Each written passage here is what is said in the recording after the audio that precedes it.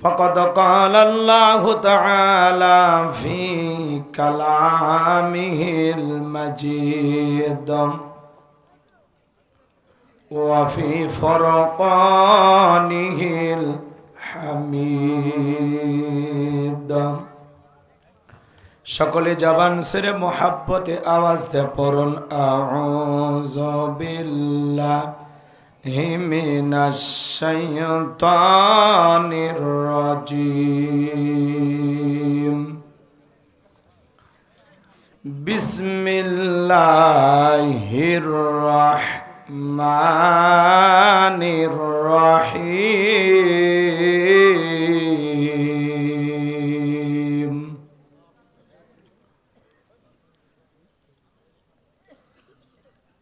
ইয়া বুনাইয়া আকিমিস সালাতা ওয়া আমুর বিল মা'রুফ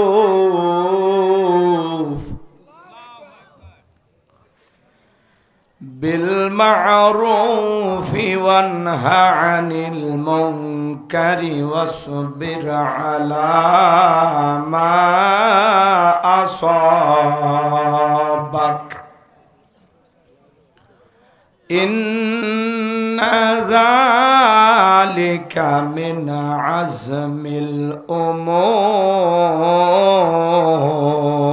الأمور صدقت يا رب العالمين وعن أبي هريرة رضي الله تعالى عنه قال قال رسول الله صلى الله عليه وسلم الدنيا سجن المؤمن وجنة الكافر رواه المسلم وقال تعالى في شان حبيبي إن الله وملائكته يصلون على النبي يا أيها الذين آمنوا صلوا عليه وسلموا تسليما সকলে দরুদ ইব্রাহিম পড়ুন اللهم صل على محمد وعلى آل محمد كما صليت على إبراهيم وعلى آل إبراهيم إنك حميد مجيد اللهم بارك على محمد وعلى آل محمد كما باركت على إبراهيم وعلى آل إبراهيم إنك حميد مجيد সাইদ ভাইয়ের মা মুগ্ধ ভাইয়ের মা ইয়ামিন ভাইয়ের মা নাহিদ ভাইয়ের মা সাইদ ভাইয়ের মা মুগ্ধ ভাইয়ের মা ইয়ামিন ভাইয়ের মা রফিক ভাইয়ের মা তোমরা বড় ভাগ্যবতী আল্লে ধরায় আলোর জ্যোতি সালাম তোমায় জানায় ফেরেশতা মা সালাম তোমায় জানায় ফেরেশতা লা ইলাহা ইল্লাল্লাহ জোরে লা ক্যামেরা লাইটটা বন্ধ করে জোরে লা লাইটটা চোখে লাগে ক্যামেরা লাইট লা ইলাহা ইল্লাল্লাহ জোরে লা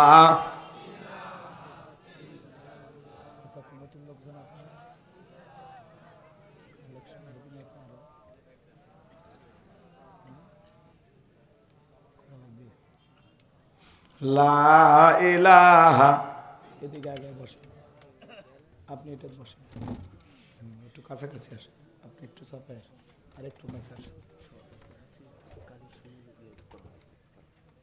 বুঝি না সেটাই বলতেছি লা ইলাহা ইল্লাল্লাহ জোরে লা জোরে লা ইলাহা ফেরাউন বলে আসিয়া রে মৌসার কালেমা সারিয়া দে। আসিয়া বলে জীবন দেব, আসিয়া বলে শহীদ হব, তবুও কালেমা সারিব না। লা ইলাহা ইল্লাল্লাহ জোরে লা।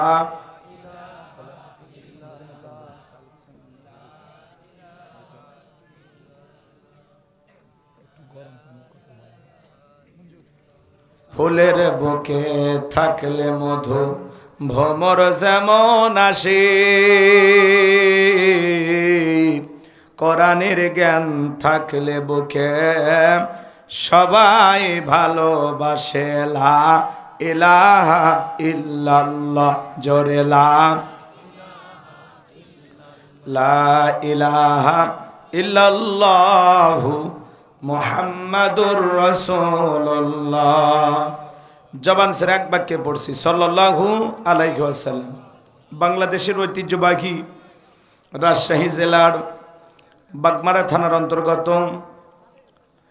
রায়াপুর গ্রামের যুব সমাজের উদ্যোগে আজকের এই বিরাট ইসলামী জালসা ও তাফসিরুল কোরআন মাহফিলের সম্মানিত সুযোগ্য অনারেবল প্রেসিডেন্ট জনাব আলহাজ ডাক্তার মোহাম্মদ আব্দুল বারি সাহেব, আল্লাহ পাক তারে গোলামকে হায়াতে তৈয়বা সিয়াতে কুলিয়া দান করুন, চিল্লা বলুন আমিন। প্রধান অতিথি জনাব অধ্যাপক মোহাম্মদ কামাল হোসেন, বিশিষ্ট রাজনীতিবিদ, তারে গোলামকে আল্লাহ পাক হায়াতে তৈয়বা সিয়াতে কুলিয়া দান করুন, চিল্লা বলুন আমিন। প্রধান পৃষ্ঠপোষক জনাব মাওলানা মোহাম্মদ আনিসুর রহমান, বিশিষ্ট আলিমদ্দিন, তারে গোলামকে আল্লাহ পাক হায়াতে তৈয়বা সিয়াতে কুলিয়া দান করুন, চিল্লা বলুন আমিন। আজকের প্রোগ্রামের অন্যান্য অতিথিবৃন্দ আলোচনাকে ধন্য করেছেন জনাব মাওলানা মোহাম্মদ শাহিদুর রহমান, জনাব মাওলানা মোহাম্মদ মাহাতাব বিন ইউসুফ। আল্লাহ পাক তারে গোলামদের কণ্ঠ দিনের জন্য, ইসলামের জন্য, কোরআনের খেদমতের জন্য কবুল করুন, চিল্লা বলুন আমিন। আমার পূর্বে আলোচনাকে ধন্য করেছেন বিশিষ্ট ইসলামী চিন্তাবিদ, মুফাসসির কোরআন, প্রবীণ আলোচক, যদিও বয়স হয়ে গেছেন তারপরেও আলোচনা চমৎকার। ওনার পরে আসলে আমার ওয়াজ করা কঠিন, কথা কি বোঝেন নাই? যে কোনো কাজে একটু মুরব্বীরা যদি আগে থাকে ভালো লাগে।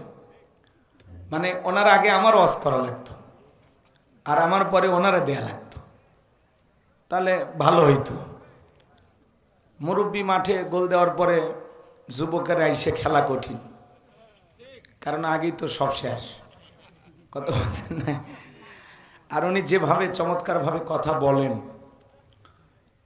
আপনারা ওনাকে ভালোবাসেন, এই জন্য এতক্ষণ পর্যন্ত বসেছিলেন। আমি দোয়া করি ওনার আলোচনার বয়স 48 বছর ধরে উনি ওয়াজ করেন। আমার বয়স অত না, আমার কেবল 37 বছর চলতেছে, 38-এ শুরু হবে আর কয়েক মাস। তাহলে চিন্তা করেন, আমার জন্মের আগে থেকে উনি আলোচনা করেন। তাহলে এত বড় একজন দক্ষ অভিজ্ঞতা সম্পন্ন বক্তার বক্তৃতার পরে আমার মতো গাইবান্দার ভাঙ্গা বক্তা যদি আলোচনা করে, কতটুকু কি হবে আল্লাহ ছাড়া কেউ জানে না। তো মুরব্বীর জন্য দোয়া করছি। কথা বলেছেন হযরত মাওলানা রুহুল আমিন যুক্তিবাদী সাহেব দামাত বারাকাতুহু আলিয়া। আল্লাহ পাক প্রিয় মুরব্বীর কণ্ঠ দ্বীনের জন্য, ইসলামের জন্য, কোরআনের খেদমতের জন্য কবুল করুন, চিল্লা বলুন আমিন। মাত্র উপস্থিত সম্মানিত ওলামায়ে কেরাম, সামনে বসা পিতৃ সমতুল্য মুরব্বী বাবাজিরা, কলিজার টুকরা প্রাণপ্রিয় যুবক ভাইরা, ছোট ছোট সোনামানিকেরা, পর্দার আড়ালের সম্মানিত অবলা সরলা আবেদা সালেহা মা বোনেরা, প্রশাসনের সম্মানিত পুলিশের ভাইয়েরা, ডিবির ভাইয়েরা, জাতির বিবেক প্রিয় সাংবাদিক বন্ধুগণ, বিভিন্ন রাজনৈতিক দলের সম্মানিত নেতা কর্মী ভাইয়েরা, সবাইকে নিয়ে মহান মনিবের দরবারে শুকরিয়া আদায় করে পড়ছি আলহামদুলিল্লাহ।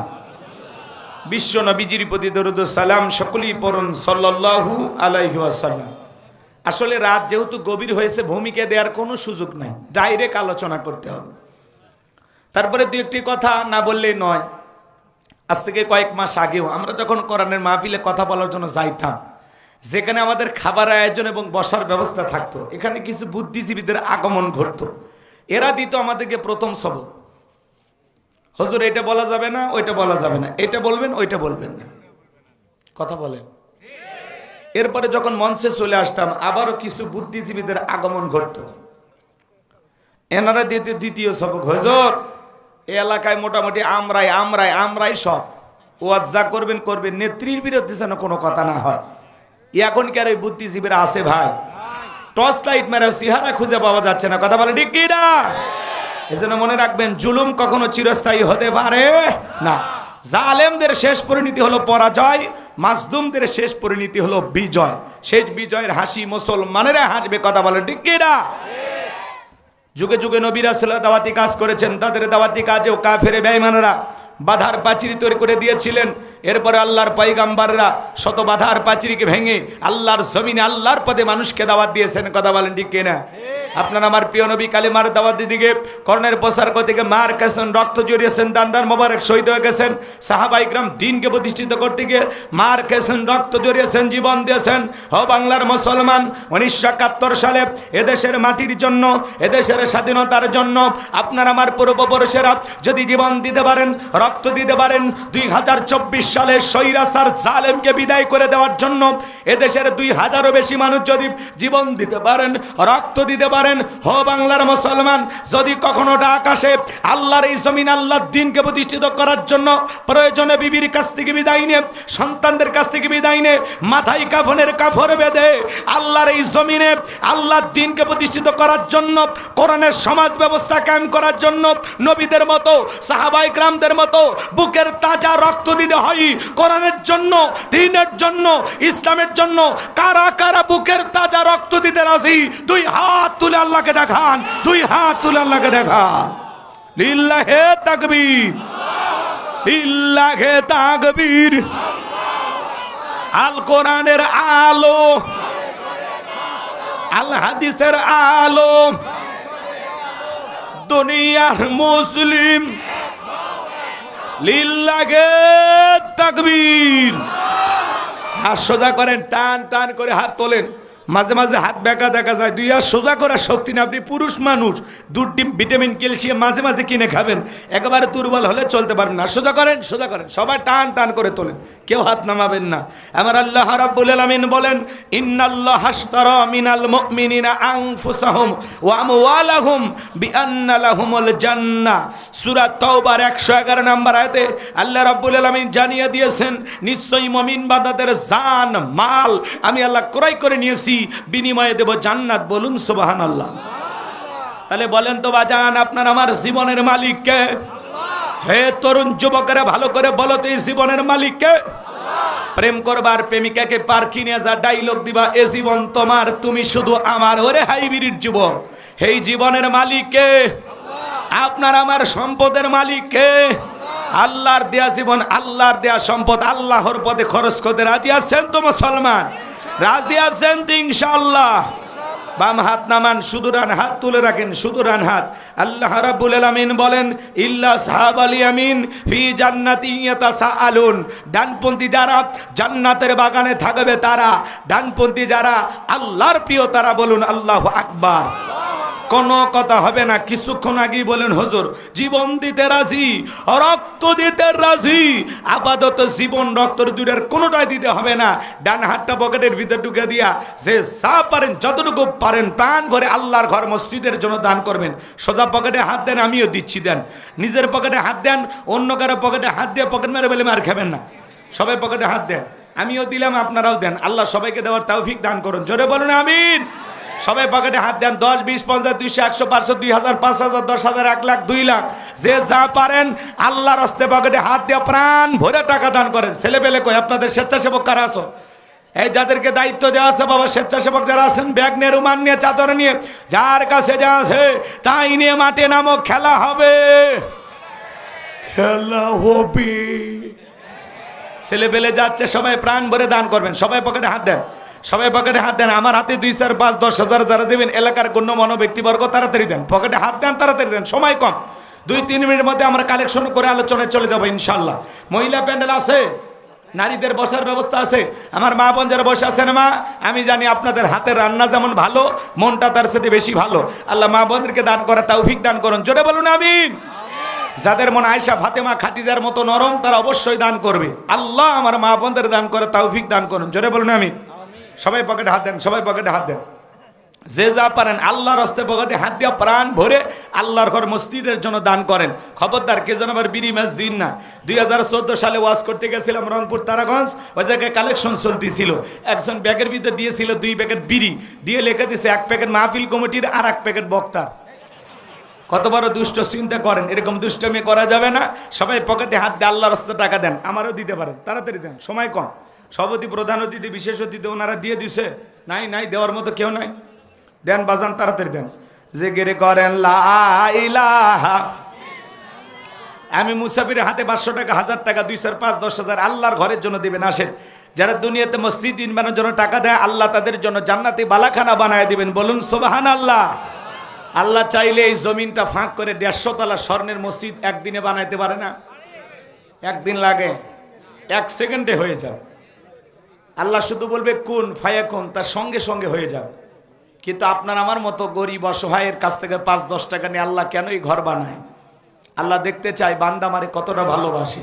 আর আপনার এই যে আখিরাতের অ্যাকাউন্টে এই 5-10 টাকা, 50-100 টাকা আল্লাহ উহুদ সম পরিমাণ পাইলে পুষে বড় করে আপনার নেকির পাল্লায় তুলে দিবে, বলেন সুবহানাল্লাহ।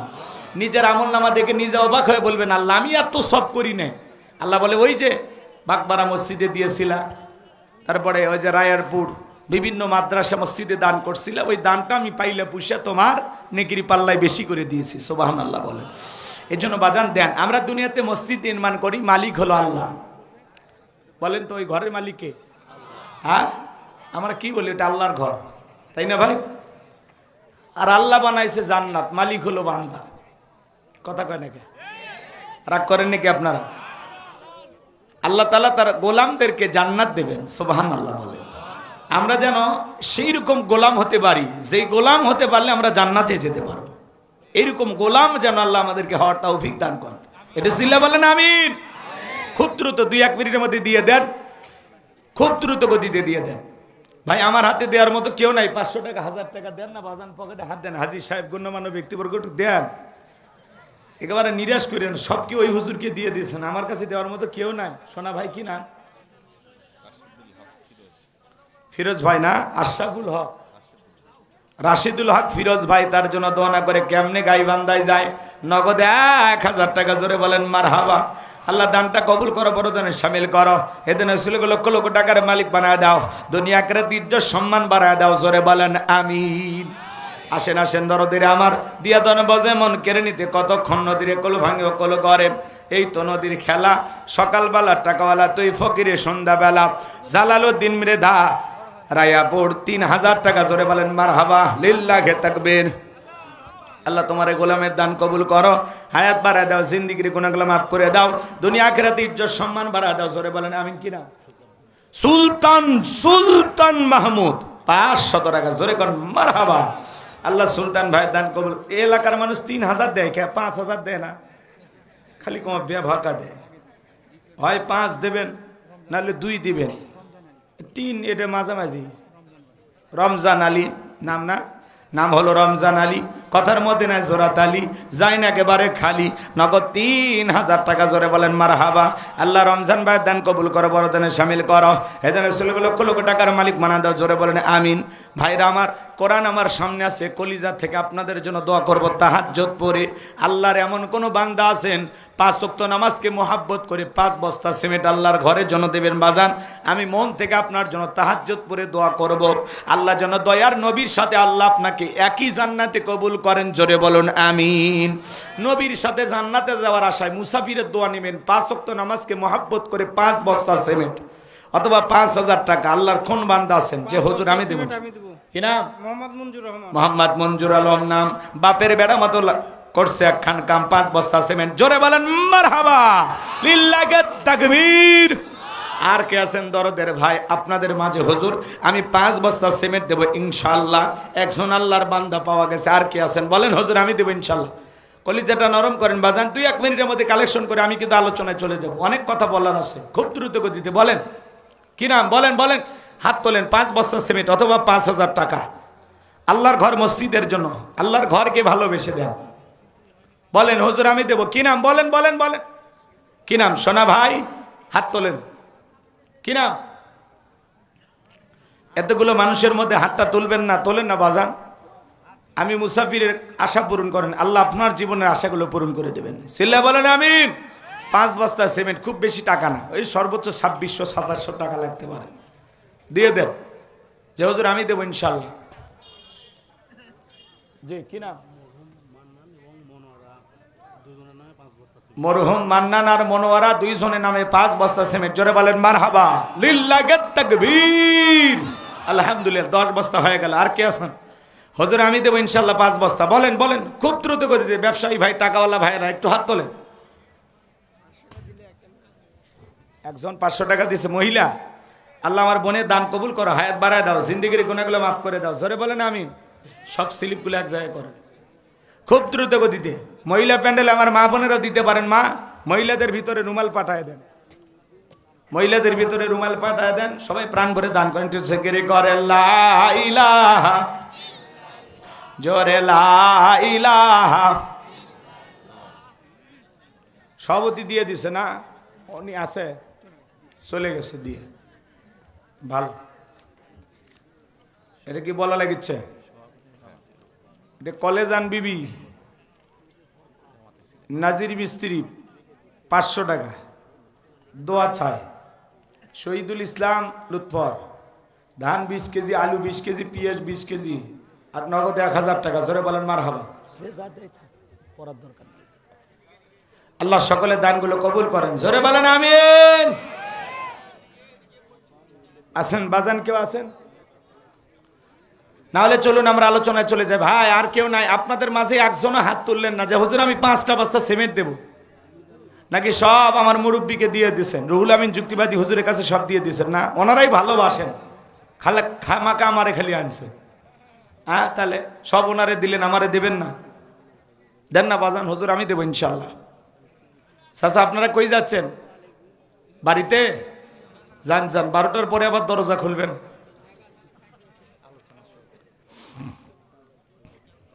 এরপরে আপনারা লিখে দিতে পারেন কমিটির ভাইদের কাছে, আছে 5 বস্তা না দিতে পারলে 2-1 বস্তা দেন, যে হুজুর আমি 1 বস্তা দেবো, আমি 2 বস্তা দেবো। এরকম হাত তোলেন। ওই যে ভাই আমার হাত তুলছে, কি নাম? ওনার নামটা লিখে নেন। আব্দুর রাকিব, বাড়ি কই? রমরমা।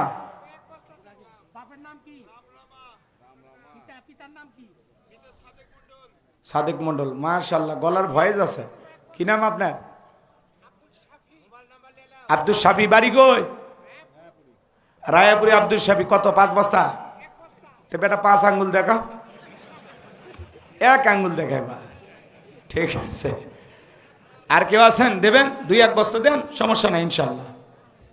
দিলটা নরম করে দিতে পারেন বাজান, আল্লাহর ঘরের জন্য। মসজিদের কাজ চলতেছে, অনেক টাকার দরকার। একটু 10-এর লাঠি 1-এর বোঝা, সবাই একটু সহযোগিতার হাত বাড়াবেন। আপনাদের দানের টাকায় মসজিদ হবে ইনশাল্লাহ। আসল লোক আসছে। কত টাকা এটি? 5000। কি নাম? নাম কবেন না, নাম বলবেন। আল্লাহরে গোলাম, 5000 টাকা। জোরে কোন মারহাবা, লিল্লাহি তাকবীর। আল্লাহ দান কবুল করে, হায়াত বাড়ায় দাও, জিন্দেগির গুনাহগুলো মাফ করে দাও। জোরে বলেন আমিন। সম্মানিত ভাইরা আমার, যারা বসে আছেন ধৈর্য নিয়ে, আপনারা কি ঘন্টাখানিক ওয়াজ শুনবেন না দোয়া করব? আছেন? রাত্রে এদিক শোনেন, রাত্রি এখন যা বাজে বাজুক, 1টা 30 মিনিট পর্যন্ত একজন লোক ওটা বাসা করবেন না। এরকম কি ধৈর্য আছে আপনাদের? কারা কারা 1টা 30 পর্যন্ত থাকবেন না তারা হাত তোলে। যারা থাকবেন না, আর যারা থাকবেন 2 হাত তুলে শুধু বলেন ইনশাআল্লাহ। আর একটু জোরে বলেন ইনশাআল্লাহ। হাত নামান। এই যে হাত তুলে ওয়াদা দিলেন, ওয়াদা ভঙ্গ করা কিসের লক্ষণ? মুনাফিকের লক্ষণ। আমার বিশ্বাস আপনাদের এলাকায় কোনো মুনাফিক নাই। আমার ছোট ভাই দান করেছে। হ্যাঁ, ছোট ভাইয়ের ওয়াইফ 500 টাকা দিয়েছে। হ্যাঁ, বাচ্চা কাচ্চা নাই, দোয়া চাইছে। ছোট ভাই দান করছে। আবার আপনার ছোট ভাইয়ের ওয়াইফ, ছোট ভাইয়ের, জি জি, নাম বলেন? সুরাইয়া সুলতানা, নগদ 500 টাকা। নগদ 500 টাকা। সন্তান হয় না? সন্তান নাই, বিয়ে হয়েছে, দোয়া চাইছে। আচ্ছা ঠিক আছে, আল্লাহ যেন কোল আলোকিত করে একটা নেককার সন্তান দান করেন। ছেলে বলেন আমিন।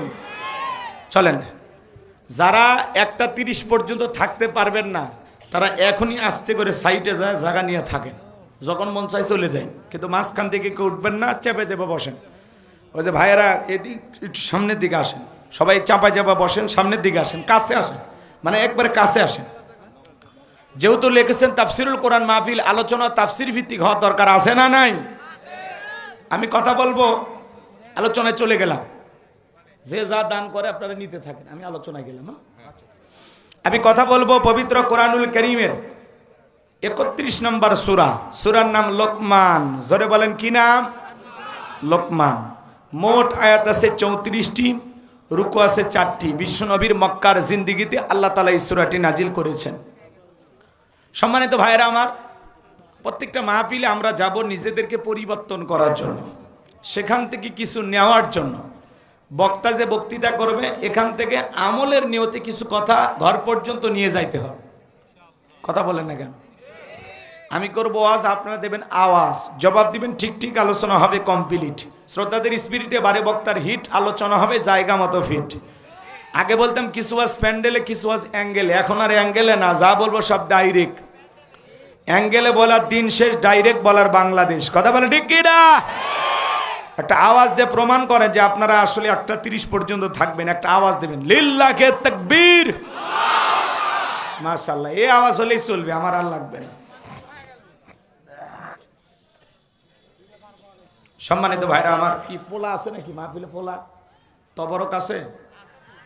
প্যাকেট প্যাকেট পোলা দেবেন মাহফিলের শেষে? এত রাত পর্যন্ত রাখি কি করবেন? আপাতত শুরু করি, বোঝেন নাই? আগেই বড় তাল মারতে মারতে ও চলে যাবে সবাই। অতিরিক্ত কথা বললেন না, আগে দেখি লোকজন যদি থাকে বয়ান করবো নি, ঠিক আছে? চলুন জবান ছেড়ে সবাই একটু মহাব্বতে আমার সঙ্গে পড়ুন। আউযু বিল্লাহি মিনাশ শাইতানির রাজিম। বিসমিল্লাহির রাহমানির রহিম। বিতাড়িত মুর্দার শয়তানের কাছ থেকে, অভিশপ্ত ইবলিসের কাছ থেকে আল্লাহ পাকের কাছে আশ্রয় প্রার্থনা চাচ্ছি। পরম করুণাময় দয়ালু আল্লাহ তাআলার নামে শুরু করছি। সূরার নাম লোকমান। লোকমানে হাকিম একজন জ্ঞানী ব্যক্তি ছিলেন। মনোযোগ দিয়ে শোনেন। আপনারা কি আদর্শ বাবা হতে চান? বলেন বলেন, আদর্শ বাবা হতে চান? সন্তানগুলোকে আদর্শ সন্তান হিসেবে গড়ে তুলতে চান? আপনি আদর্শ বাবা হবেন কিভাবে, আপনার সন্তানকে কিভাবে আদর্শ সন্তান হিসেবে গড়ে তুলবেন, এই টপিকটা নিয়ে আজকে আলোচনা হয়। আমরা তো বাবা হয়েছি, কিন্তু সন্তানের সাথে কি আচরণ করা লাগবে অনেক বাবা আমরা জানি না। সন্তানকে কিভাবে মানুষ করতে হয় আমরা জানি না। কথা কন নাকি আপনারা? ছাগলের পেট থেকে জন্ম নিলে ওটা ছাগলের বাচ্চা, গরুর পেট থেকে জন্ম নিলে ওটা গরুর বাচ্চা, মানুষের পেট থেকে জন্ম নিলেই ওটা মানুষের বাচ্চা হয় না। ওকে মানুষের মতো মানুষ হিসেবে গড়ে তোলা লাগে। কথা বলে ঠিক না? আপনি স্কুল বলেন, মাদ্রাসায় বলেন, বাচ্চা যখন অভিভাবকেরা শিক্ষকদের কাছে দেয় তখন কি বলে? যে স্যার হুজুর আমার এই ছেলেটাকে মানুষ বানাবেন। তার মানে ওটা এখনো মানুষ হয়নি। রাগ করেন? তা আপনার সন্তানকে কিভাবে মানুষ বানাবেন, কিভাবে সন্তানকে গড়ে তুলবেন, বাবা হিসেবে আপনার করণীয় কি, দায়িত্বটা কি, কর্তব্যটা কি, আজকের মাহফিল থেকে, আজকের আলোচনা থেকে আপনারা সেই মেসেজটা পাবেন ইনশাআল্লাহ। আল্লাহ যেন তার এই গোলামকে আপনাদের সামনে সেই কথাগুলো উপস্থাপন করা তৌফিক দান করেন। চিল্লা বলুন আমিন। এই লোকমানে হাকিম কোনো নবী ছিলেন না, রসুল ছিলেন না, ছিলেন একজন জ্ঞানী ব্যক্তি। চেহারাটা ছিল কালো, অন্তর ছিল ভালো। তার জবানের কথাগুলো আল্লাহ তাআলার কাছে এতটাই পছন্দ হলো, এই জন্য আল্লাহ পাক তার কথাগুলোকে কোট করে কোরআনুল কারীমের ভিতরে তার নামে একটি সূরা নাজিল করলো। আল্লাহু আকবার বলেন। লোকমানে হাকিম তার সন্তানদেরকে একত্রিত করে যে উপদেশগুলো, যে বক্তব্যগুলো, যে নসিহাগুলো করেছিলেন, আল্লাহ তাআলার কাছে এই কথাগুলো এত ভালো লেগেছে, এত পছন্দ হয়েছে, সেই কথাগুলো তামাম পৃথিবীর বাবাদেরকে তিনি স্মরণ করে দিয়েছেন যে তুমি যদি বাবা হতে চাও লোকমানে হাকিমের মতো হও।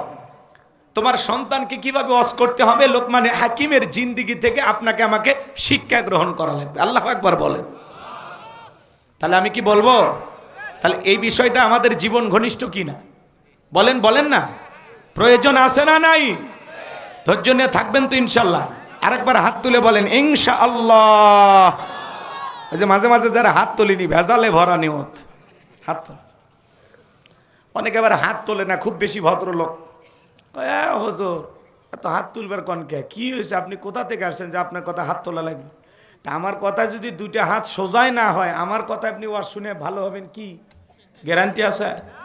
তো বক্তার মাহফিলে আসলে ভাব নেবেন না, ভাব নেবেন না। হুজুর যা কয় সুবহানাল্লাহ আলহামদুলিল্লাহ করে সাইডে বলবেন। আচ্ছা হাত তোলা কি মাহফিলে অপরাধ? এতে কি গুনাহ হবে? তা আপনি হাত তোলেন না কেন? কথাগুলো মন দিয়ে বুঝবেন।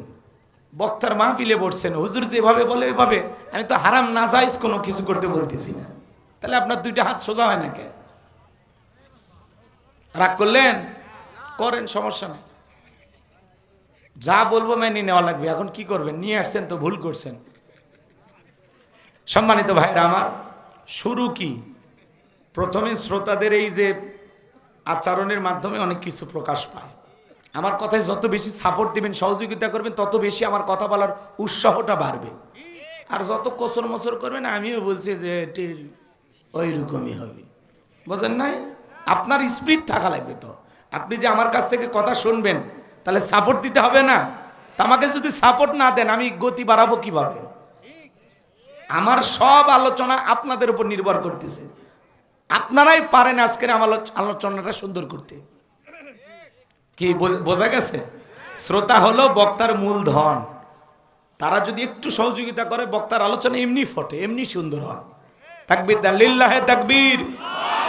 সূরার নাম লোকমান। জোরে বলেন কি নাম? মোট আয়াত 34টি, রুকু আছে 4টি। আর বিশ্বনবীর মক্কার জিন্দেগিতে আল্লাহ তাআলা এই সূরাটি নাজিল করেছেন। কোরআনুল কারীমের 31 নম্বর সূরা। মনে থাকবে তো ইনশাআল্লাহ? সম্মানিত ভাইরা আমার, এই লোকমানে হাকিম একজন কৃতদাস ছিল, রাখাল ছিল। মানুষের বাড়িতে ছাগলের চরানোর কাজ করত। সেই রাখালের সম্মান আল্লাহ তাআলা কিভাবে বৃদ্ধি করে দিলেন? তাহলে বলেন তো বাজান, সেই মানুষটা কি সাধারণ মানুষ নাকি অসাধারণ? আল্লাহর প্রিয় একজন বান্দা ছিল, যেই বান্দাটাকে আল্লাহ তাআলা স্মরণীয় করে দিয়েছেন। আমার আল্লাহ রাব্বুল আলামিন সুন্দর করে জানিয়ে দিলেন। আমার আল্লাহ রাব্বুল আলামিন বলেন, ওয়ালাকাদ আতাইনা লুকমানাল হিকমাতা আনিশকুরু লিল্লাহ ওয়া মান ইয়াশকুর ফাইন্নামা ইয়াশকুরু লিনাফসিহি ওয়া মান কাফারা ফাইন্নাল্লাহা গনিয়্যুন হামিদ। আমার আল্লাহ রাব্বুল আলামিন বলেন, আমি লোকমানে হাকিমকে হিকমত দিয়েছিলাম, জ্ঞান দিয়েছিলাম এবং বলেছিলাম, লোকমান তুমি আমার শুকরিয়া আদায় করো। লোকমানে হাকিম আল্লাহ তাআলার শুকরিয়া আদায় করেছিলেন, আল্লাহ তাআলার কৃতজ্ঞতা আদায় করেছিলেন। এই জন্য লোকমানে হাকিমকে আল্লাহ তাআলা স্মরণীয় করে রেখে দিয়েছেন। বলুন সুবহানাল্লাহ। আমার আল্লাহ ডেকে বলেন, যারা শুকরিয়া আদায় করে সে তার নিজের জন্য আদায় করে, আর যারা শুকরিয়া আদায় করে না তাদের জেনে রাখা উচিত আমি আল্লাহ তাআলা অমুখাপেক্ষী, আমি আল্লাহ নিজেই প্রশংসিত। বলুন সুবহানাল্লাহ। ভালো করে বোঝার চেষ্টা করবেন। আল্লাহ তাআলা লোকমানে হাকিমকে হিকমত দিয়েছিলেন, এলেম দিয়েছিলেন, জ্ঞান দিয়েছিলেন। তাহলে এলেম আর জ্ঞান দেওয়ার একমাত্র মালিক কে? আর একটু জোরে বলেন। এই যে আমি কথা বলবো, আমার কোনো জ্ঞান নাই, জ্ঞান দেওয়ার মালিককে? ক্বালু সুবহানাকা লা ইলমা লানা ইল্লা মা আল্লামতানা ইন্নাকা আনতাল আলিমুল হাকিম। বলুন সুবহানাল্লাহ। জ্ঞান দেওয়ার একমাত্র মালিক আল্লাহ। সে আল্লাহ রাব্বুল আলামিন বলেন, ওয়ালাকাদ আতাইনা লুকমানাল হিকমাতা আনিশকুরু লিল্লাহ। আমার আল্লাহ ডেকে বলেন, আমি লোকমানে হাকিমকে হিকমত দিয়েছিলাম, জ্ঞান দিয়েছিলাম এবং বলেছিলাম, লোকমান তুমি আমার শুকরিয়া আদায় করো। লোকমানে হাকিম আল্লাহ তাআলার শুকরিয়া আদায় করেছিলেন, কৃতজ্ঞতা প্রকাশ করেছিলেন। এরপরে আল্লাহ রাব্বুল আলামিন বলেন, ওয়া মান কাফারা ফাইন্নাল্লাহা গনিয়্যুন হামিদ। যারা প্রশংসা আদায় করে সে তার নিজের জন্য আদায় করে, আর যারা প্রশংসা আদায় করে না তাদের জেনে রাখা উচিত আমি আল্লাহ অমুখাপেক্ষী, আমি আল্লাহ কারো মুখাপেক্ষী নই। আল্লাহুস সামাদ, তিনি কারো মুখাপেক্ষী নন। তামাম পৃথিবীর সকল মানুষ তার মুখাপেক্ষী। কথা কন নাকি আপনারা? আল্লাহ কি বলেন? গনিয়ুন হামিদ, আমি আল্লাহ নিজেই প্রশংসিত। সুবহানাল্লাহ বলেন। মানে আপনার প্রশংসার জন্য আল্লাহর দিন থেকে থাকে না। আপনি প্রশংসা আদায় করলেও লাভ, না করলেও লাভ। আপনি যদি আল্লাহ তাআলার কৃতজ্ঞতা আদায় না করেন, এতে আল্লাহ তাআলার কোনো ক্ষতি আছে? আল্লাহ তাআলার কৃতজ্ঞতা যদি আপনি আদায় করেন, এদিকে আল্লাহর কোনো লাভ আছে?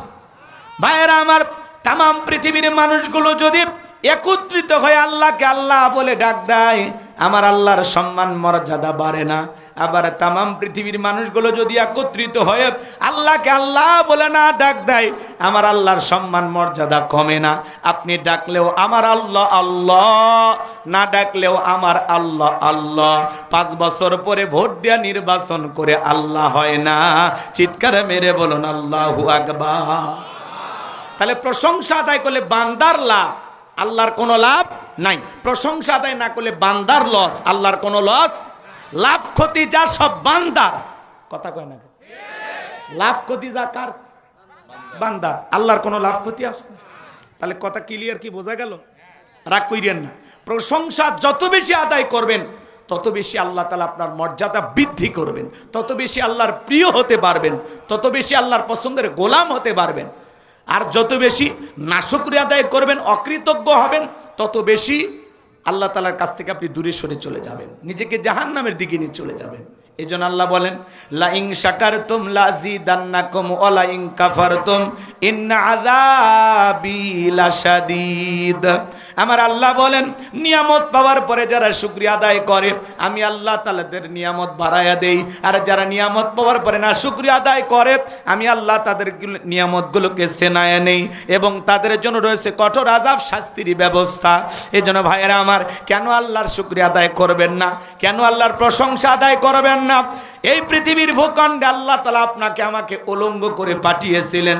দেগের ভিতরে একটা পোশাকও ছিল না। যেদিন আপনি আমি জন্ম নিয়েছিলাম, বলেন তো বাজান, 2-1 বান্ডিল টাকা নিয়ে কে আসছিলাম? জমির দোলে নিয়ে আসছিলাম। এই যে আজকে আপনার দেগের ভিতরে পোশাক কে দিয়েছেন? আপনার জায়গা জমির মালিক কে বানিয়েছেন? ব্যাংকে কোটি কোটি টাকা কে দিয়েছেন? তাহলে বাজান গো আমার, এই পৃথিবীর ভূখণ্ডে যা কিছু দেখতেছেন, আল্লাহ তাআলা সব কিছু আমাকে আপনাকে দান করেছেন। এটা হলো আল্লাহর দেয়া দান। কেন আল্লাহর নিয়ামতের প্রশংসা আদায় করবেন না? কত মানুষ রেল স্টেশনে ঘুমায়, তার চাইতে কি আপনি ভালো নাই? কথা বলেন, কথা বলেন। এই মুহূর্তে কত মানুষ হাসপাতালে বেডে শুয়ে আছে, তার চাইতে কি আপনি ভালো নাই? কেন আল্লাহর শুকরিয়া আদায় করবেন না? পারস্যের কবি শেখ সাদী রহমতুল্লাহ আলাই, পায়ে এক জোড়া জুতা নাই, মনটা বড় খারাপ। পথ চলতে চলতে তাকায়া দেখেন, আল্লাহর এমন একজন বান্দা জমিনের ভিতরে বসে আছে, যার 2টা পা নাই। চোখের পানি ছেড়ে দিয়া কাঁদলেন, মৌতে সিজদায় লুটিয়ে পড়লেন আর ডেকে বলে, আল্লাহ আমার পায়ে এক জোড়া স্যান্ডেল নাই, আমি মন খারাপ করেছি। এই পৃথিবীর জমিনে তোমার এমনও বান্দা আছে যার 2টা পা নাই।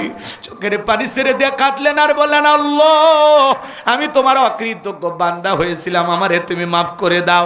আমার ভাইয়েরা, আল্লাহ চাইলে আপনাকে আমাকে প্রতিবন্ধী বানাইতে পারত। আল্লাহ চাইলে আপনাকে আমাকে ফকির মিসকিন বানাইতে পারত। আল্লাহ চাইলে আপনাকে আমাকে ল্যাংড়া লুলা বানাইতে পারত। চেহারার সব দিত, জবান দিয়ে কথা বলার কোনো ভাষা ছিল না, তাকে মানুষ বোবা বলে। কথা বলেন না কেন? এই পৃথিবীর ভূখণ্ডে কত মানুষকে আল্লাহ তাআলা অপূর্ণতা দিয়ে সৃষ্টি করেছেন। আল্লাহ তাআলা আপনাকে পা থেকে মাথা পর্যন্ত দেখে কোনো জায়গায় অপূর্ণতা দেয় নাই। কোটি কোটি টাকার নিয়ামত দিয়েছেন, কেন আল্লাহর শুকরিয়া আদায় করবেন না? আমি একবার কুড়িগ্রাম জেলা বাস করতে গেছিলাম। আমার আগে যিনি আলোচনা করেছেন অন্ধ হাফেজ সাহেব, আমরা 2 জন একসাথে খানা খাইতেছিলাম। হঠাৎ করে বিদ্যুৎ চলে গেল। আমি বললাম, ভাই তাড়াতাড়ি আলোর ব্যবস্থা করেন। অন্ধ হাফেজ সাহেব হাতটা ধরে ডেকে বলে, হুজুর 52 বছর হয়ে গেল আমার চোখে কোনো আলো নাই, বিদ্যুৎ নাই। ও হুজুর, যে মা আমাকে জন্ম দিয়েছে, মাটা দেখতে কেমন আমি জানি না, বাবাটা দেখতে কেমন আমি জানি না, আমি বিবাহ করেছি, বউটা দেখতে ফর্সা না কালা আমি জানি না, আল্লাহ অনেকগুলো সন্তান দিয়েছে, ছেলেগুলো দেখতে কেমন আমি জানি না, মেয়েগুলো দেখতে কেমন জানি না। ও হুজুর, আয়নার সামনে দাঁড়ায়া আমার চেহারাটা দেখতে কেমন ফর্সা না কালা আমি জানি না, আল্লাহর আসমানটা দেখতে কেমন জানি না, জমিনটা দেখতে কেমন জানি না। তারপরে আল্লাহ তাআলার উপরে আমার কোনো রাগ ক্ষোভ নাই, আমার মনে দুঃখ কষ্ট নাই। কিয়ামতের ময়দানে যেদিন আল্লাহ তাআলা আমার চোখের আলো ফেরা দেবেন, ওই দিন সর্বপ্রথম চোখের আলো ফিরে পাইয়া আমি যেন আমার আল্লাহকে দু চোখ ভরে দেখতে পাই। একটু চিৎকার মেরে বলেন সুবহানাল্লাহ। একটা অন্ধ ব্যক্তির সান্ত্বনাটা কোথায় বাজান? চোখ আছে বলে বুঝতে পারতেছেন না চোখের দামটা কত। এই জন্য আল্লাহ তাআলা আপনাকে আমাকে এত সুন্দরভাবে নিপুণভাবে সৃষ্টি করেছেন। লাকাদ খলাকনাল ইনসানা ফি আহসানি তাকওয়িম। বান্দারে বড় সুন্দর আকৃতি দিয়া, সুন্দর গঠন দিয়া আমি আল্লাহ তাআলা তোমাদেরকে সৃষ্টি করেছি। এই জন্য বাজান গো আমার সব সময় আল্লাহ তাআলার কৃতজ্ঞতা আদায় করতে হবে। সুখে থাকুন, দুঃখে থাকুন, খেয়ে থাকুন আর না খেয়ে থাকুন, হাসপাতালে থাকেন আর বাড়িতে থাকেন, মাঠে থাকেন আর ঘাটে থাকেন, যেখানেই থাকেন না কেন সব সময় প্রশংসা হবে একমাত্র কার? আপনার তো ছোটখাটো একটা বাগমারা বাজারে দোকান আছে, আলহামদুলিল্লাহ। এখানে দোকান দেওয়ার জন্য কত মানুষ দিনরাত পরিশ্রম করে। আপনি ভ্যানালা ও রিক্সাওয়ালা, আলহামদুলিল্লাহ।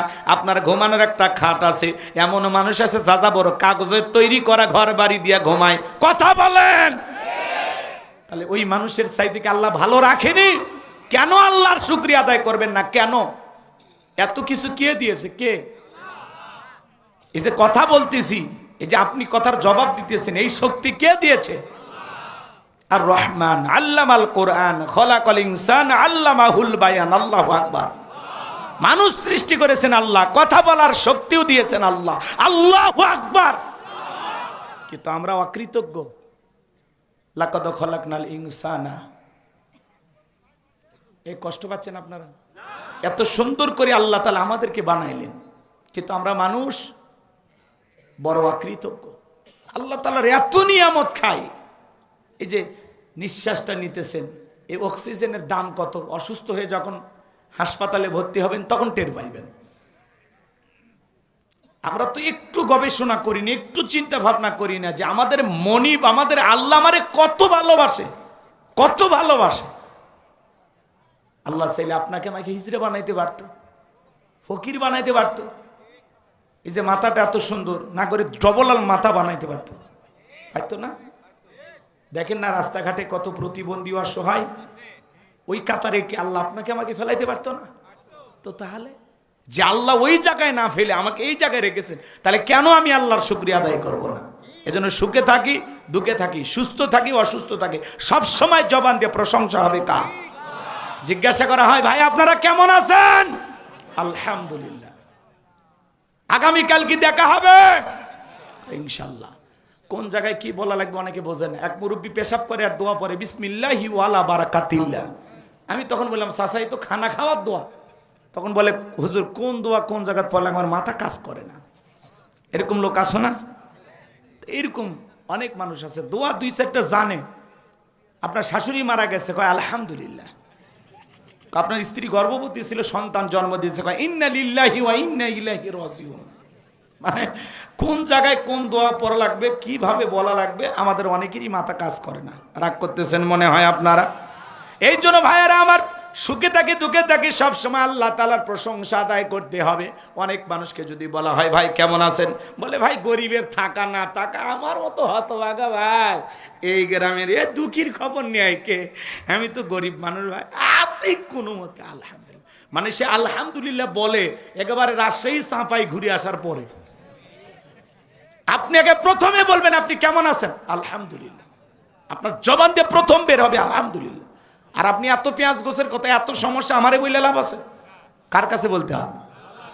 জোরে বলেন, কার কাছে? আপনার জীবনের সব সমস্যার কথা মালিককে বলবেন। আল্লাহ যেন হেদায়েত দান করেন। তাহলে প্রশংসা আদায় করার কারণে লোকমানে হাকিমকে স্মরণীয় করে দিয়েছেন কে? তাহলে আমরা যদি প্রশংসা করি, আমাদের সম্মান মর্যাদা বৃদ্ধি করিয়ে দিবেন কে? তাহলে সব সময় জবানে প্রশংসা চালু থাকবে তো ইনশাআল্লাহ। আল্লাহ যেন কবুল করেন, চিল্লা বলুন আমিন। এরপরে আমার ভাইয়েরা, আমার আল্লাহ রাব্বুল আলামিন বলেন, ওয়া ইযা ক্বালা লুকমানু লিবনিহি ওয়া হুয়া ইয়াইযুহু ইয়া বুনাইয়া লা তুশরিক বিল্লাহ ইন্নাশ শিরকা লাযুলমুন আযীম।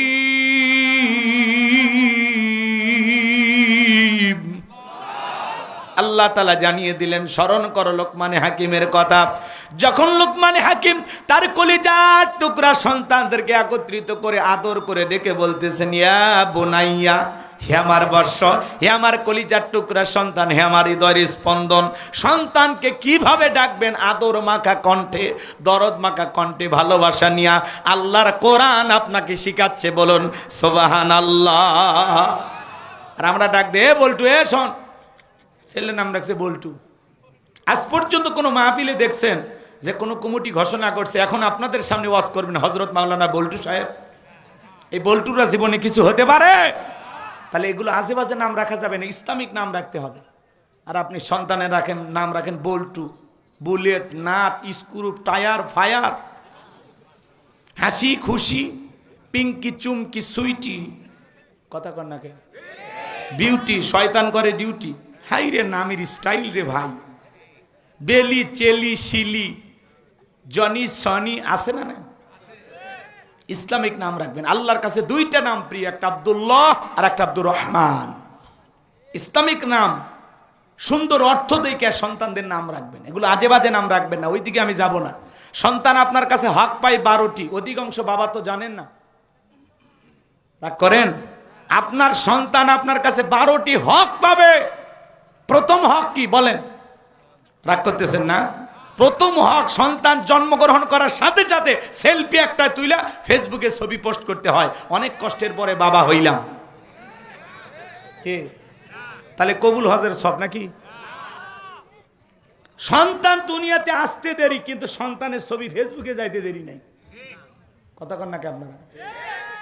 সন্তানের ছবি তুলে ফেসবুকে দেখে বাবা হইলাম, চাচা থাকলে কই চাচা হইলাম, মামা থাকলে কই মামা হইলাম, খালা ফুফু যদি থাকে এরাও ছবি পোস্ট করে বলে অনেক কষ্টের পরে খালা হইলাম। আচ্ছা, ও কষ্ট কি করছে বলেন তো? এমনকি যেই মহিলা বাচ্চা ডেলিভারি করছে, জন্ম দিয়েছে, ওই মহিলাটা কোনো মতে ওই বেডে শুইয়া ওই অবস্থা বাচ্চা কোলে নিয়ে কোনো মতে খালি পরিষ্কার করছে, বোঝেন নি? ওই অবস্থায় খালি ছবি তুলে ফেসবুকে দিয়ে বলে অনেক কষ্টের পরে মা হওয়ার স্বাদ বুঝলাম। এই হলো আমাদের সমাজের চলতেছে। সন্তান জন্মগ্রহণ করার সাথে সাথে ছেলে হোক আর মেয়ে হোক, প্রথম দায়িত্ব কানে আজান দেওয়া।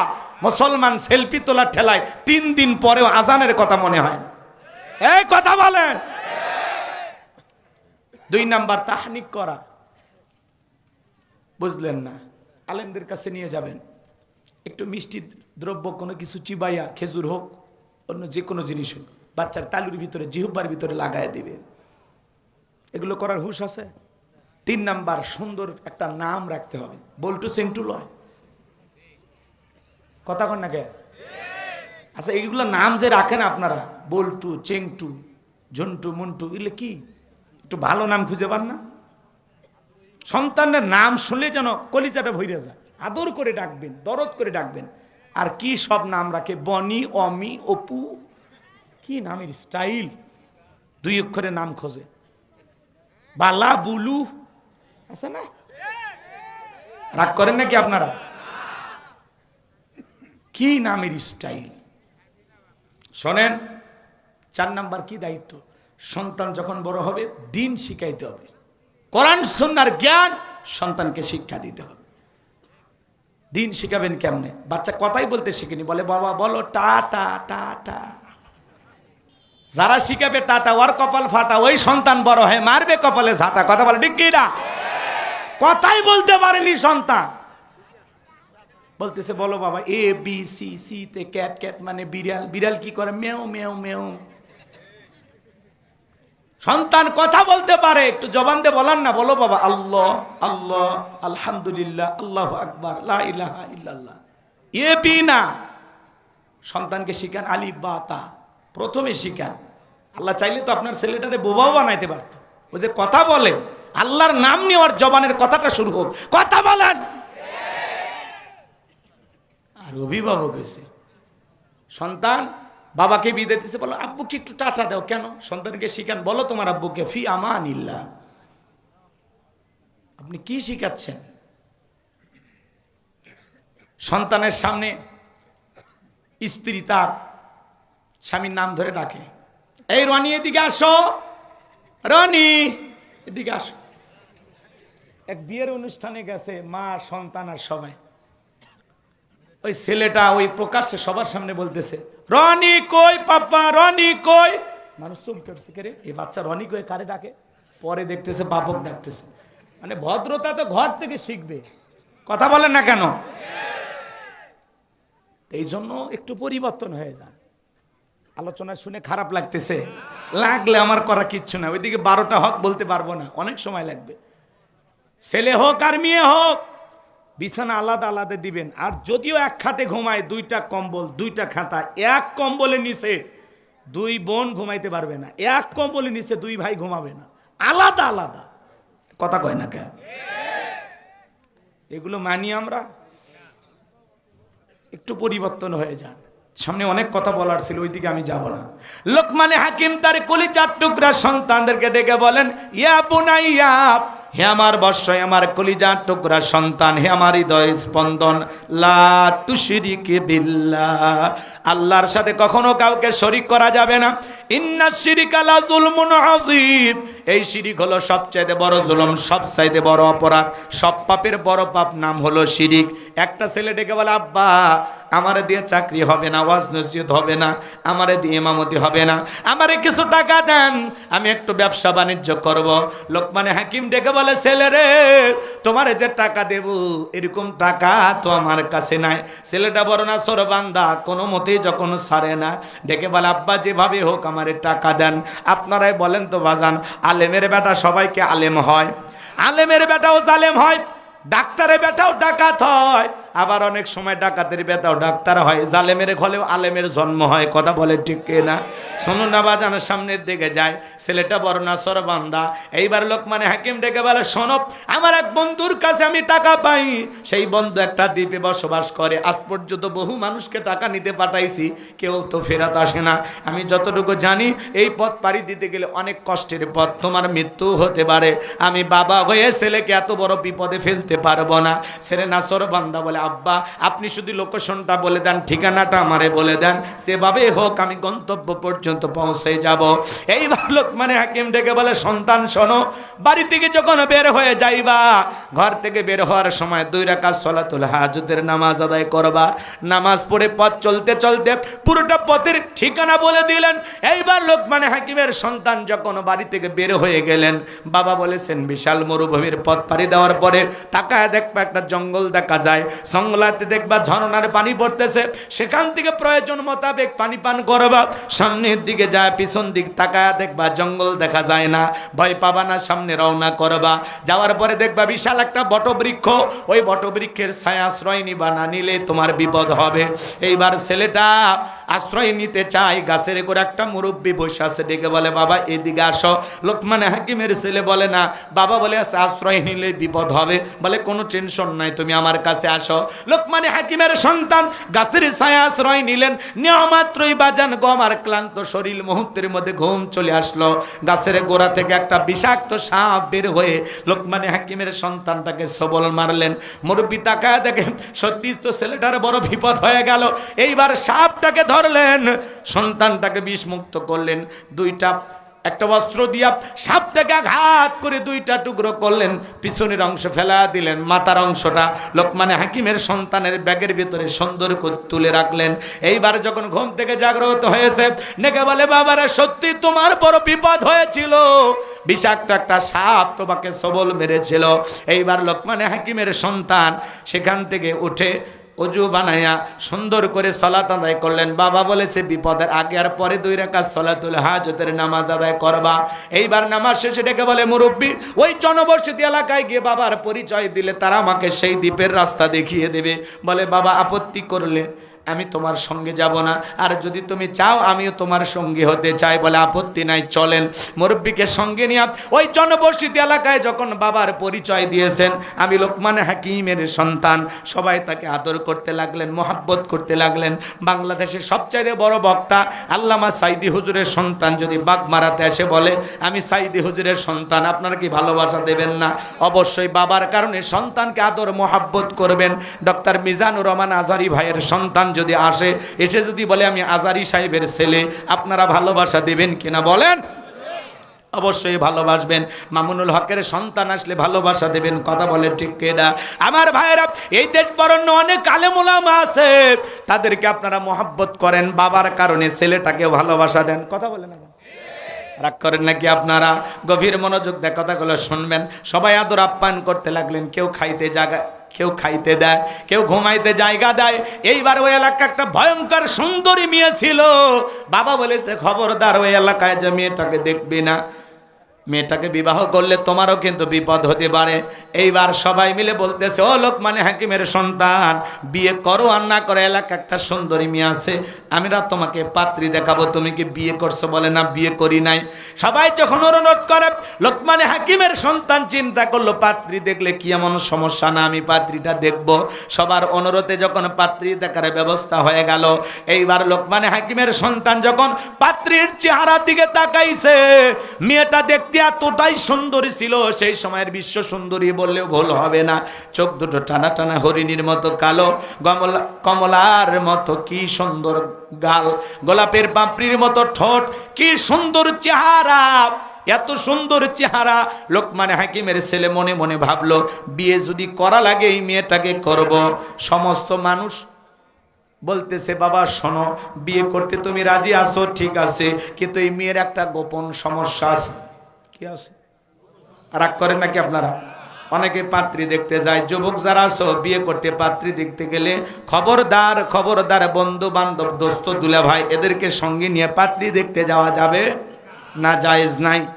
পাত্রী দেখতে গেলে তুমি তোমার মার বোনকে সঙ্গে নিবা, খবরদার খালা ভাবি কেউ সঙ্গে নিবা না। কারণ খালা যদি যায়, মেয়ের চেহারা যতই ভালো হোক, তখন বলবে না আমার বাড়িতে যে লাভলি আছে, লাভলি ভালো। কথা বলছেন না? খালার বাড়িতে কি আছে? লাভলি, মানে খালার মেয়ে। মেয়ে দেখতে যতই সুন্দর হোক, খালা চাইবে যে না আমার ভাগ্নে আমার মেয়েটারই বিবাহ করুক, কথাকে বোঝেন?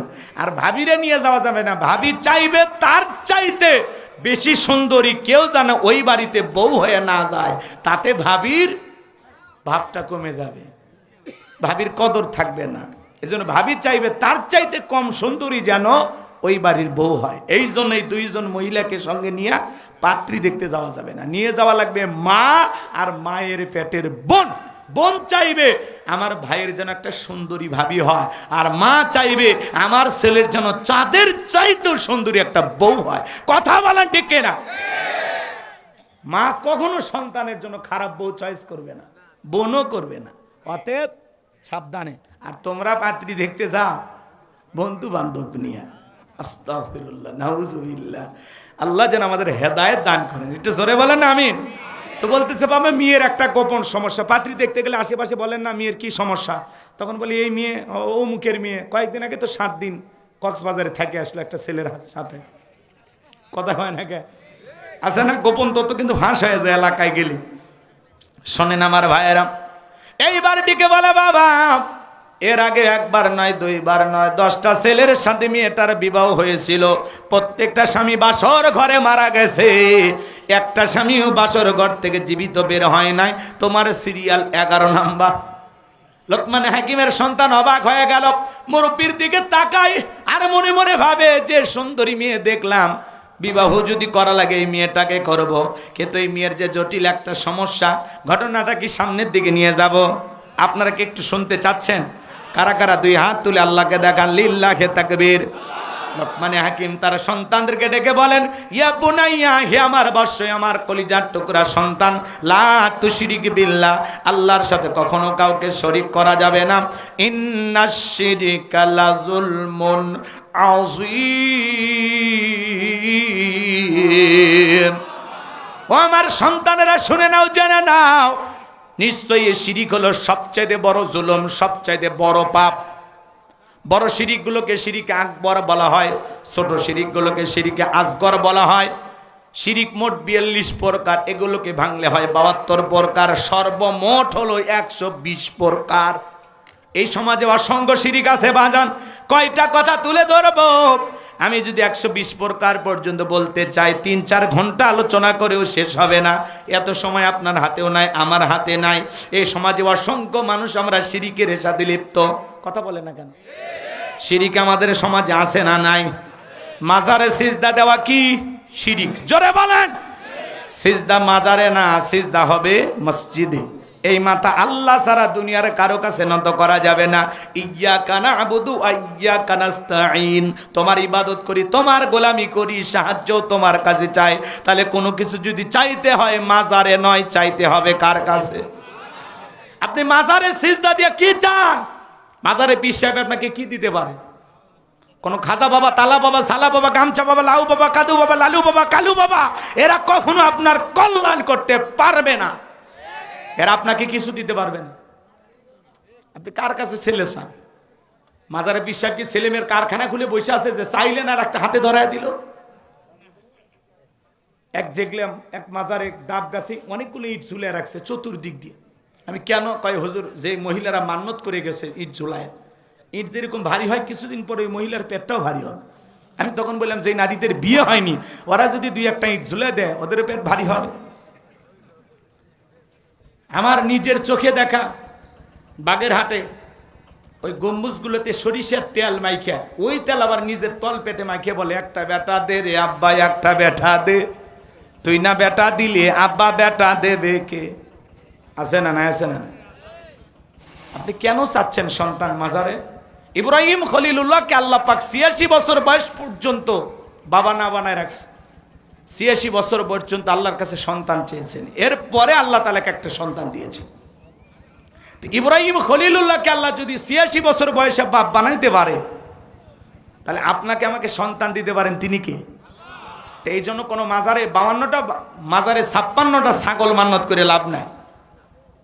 আল্লাহর কাছে চাইতে হবে। মাথা নত করে পীর সাহেবের কাছে চা লাভ নাই। এই মাথা পীরের কাছে নত হবে না, মাজারে নত হবে না, নেতার কাছে নত হবে না। আল্লাহ ছাড়া এই মাথা দুনিয়ার কারো কাছে নত করা যাবে না। আল্লাহর কাছে চাইবেন। তাহাজ্জুদে যাই নামাজে আল্লাহর কাছে চান।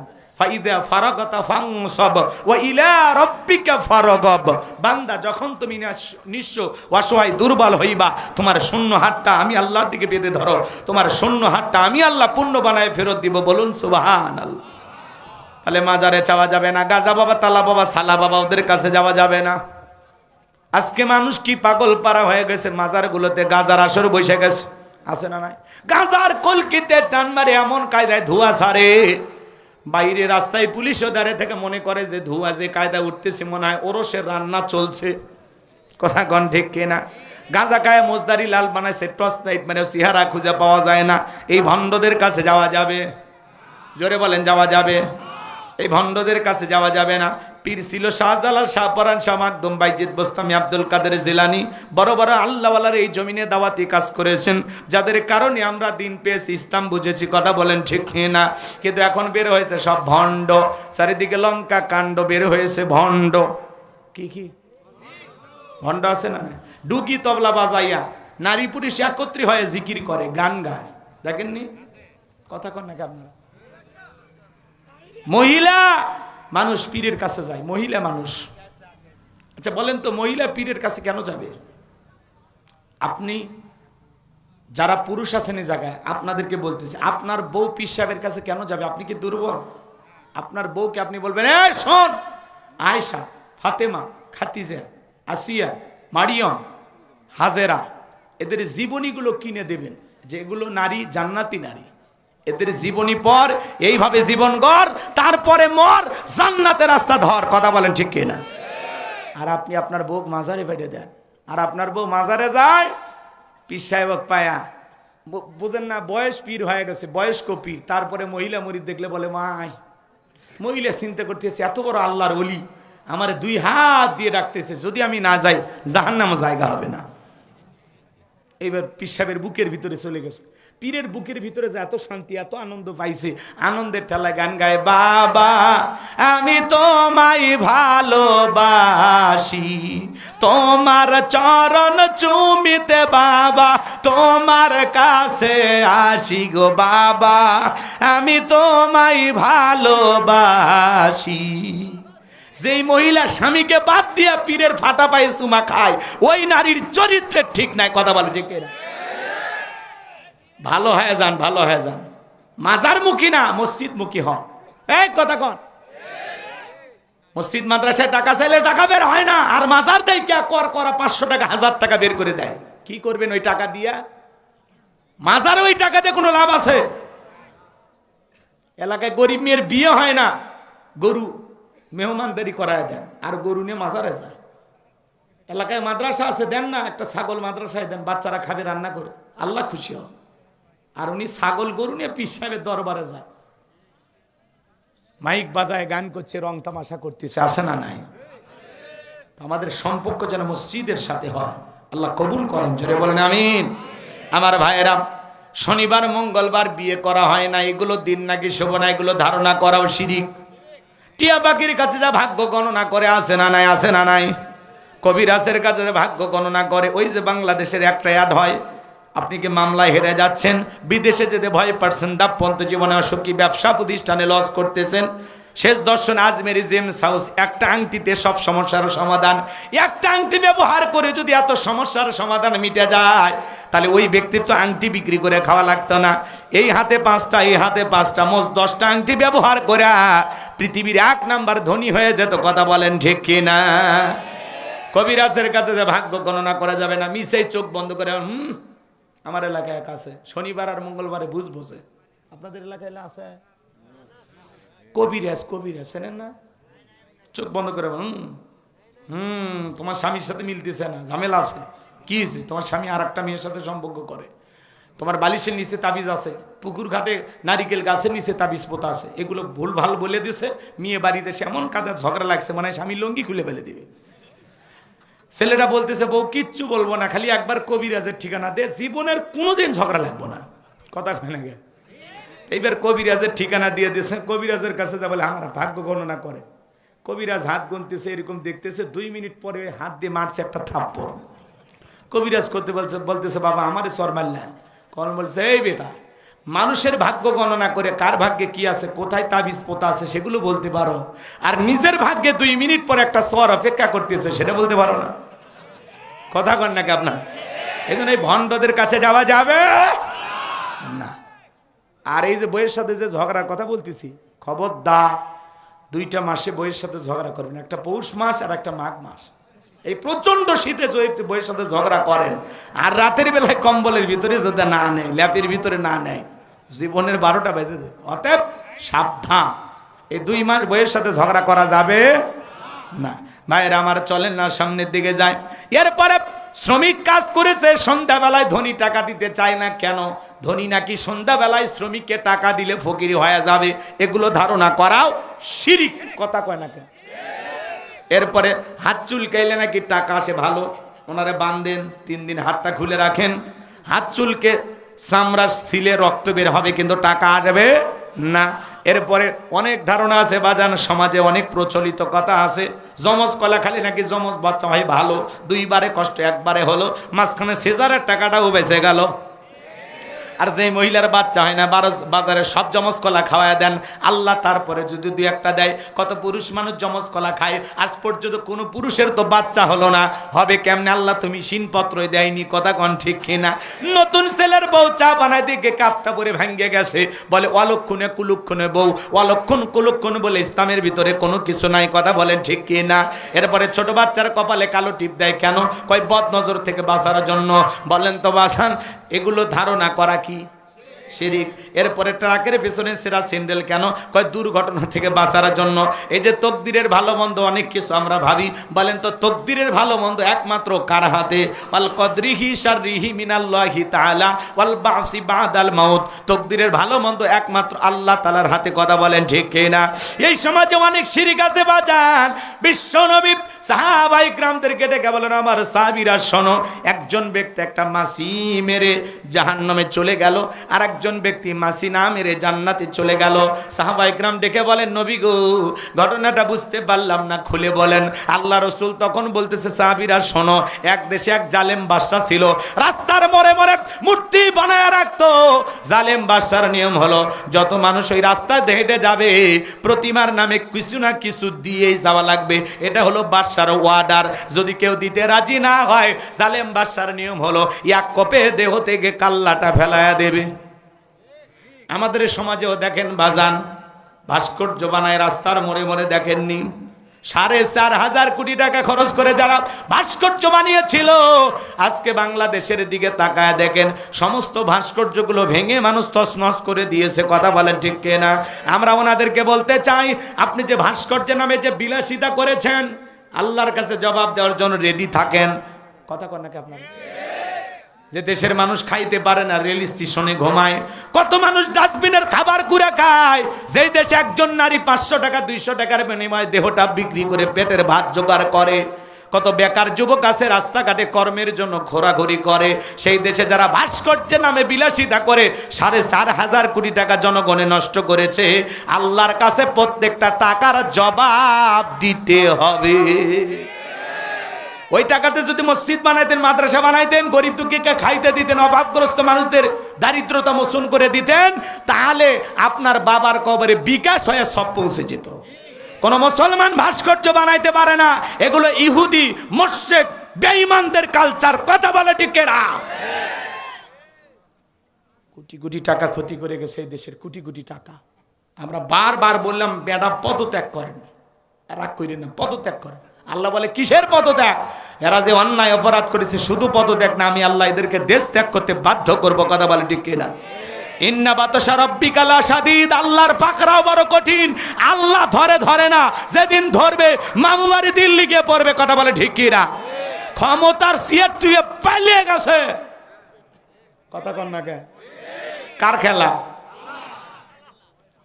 আমাদের কথা শুনলেন না? মাঝে মাঝে কল রেকর্ড ফাঁস হয়, বলে আমি দেশের খুব কাছে আছি, শর্ট করে ঢুকবো। যাওয়ার আগে বলে গেছেন। কথা কন নাকি আপনারা? এই রাগ করেন ভাই? যাওয়ার আগে উনি আমাদেরকে বলছিল যে আমি ভারত যাচ্ছি, তা আপনি ভারত থেকে বাংলাদেশ আসবেন, এত বলা লাগবে কেন? কোনো নাটক করার দরকার নেই, যে দিক দিয়ে মন চায় আসেন। বাপের বেটি হয়ে থাকলে আপনি আসেন।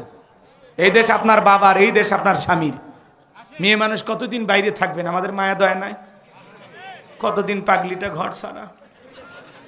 মায়া লাগে তো, আপনি আসেন। বুবু আই বাপ তুমি আই বাগো, সেই দিন আইসা বুবু ক্ষমতা পাইবা না। ও বুবু আই বাপ তুমি আই বাগো, সেই দিন আইসা বুবু ক্ষমতা পাইবা না। খোঁজ নাই বুবু কাদের কাকার, অবস্থা খারাপ দরবেশ বাবার, হাউন আঙ্কেল এখন সামনে আসে না। নেতা কর্মী সব জেলের ভিতর, আমি আসি ডরের ওপর, কখন জানি আসে গ্রেপ্তারি পরোয়ানা। বুবু আই বাপ তুমি আই বাহাগো, সেই দিন আসা বুবু চিয়ার পাইবা না।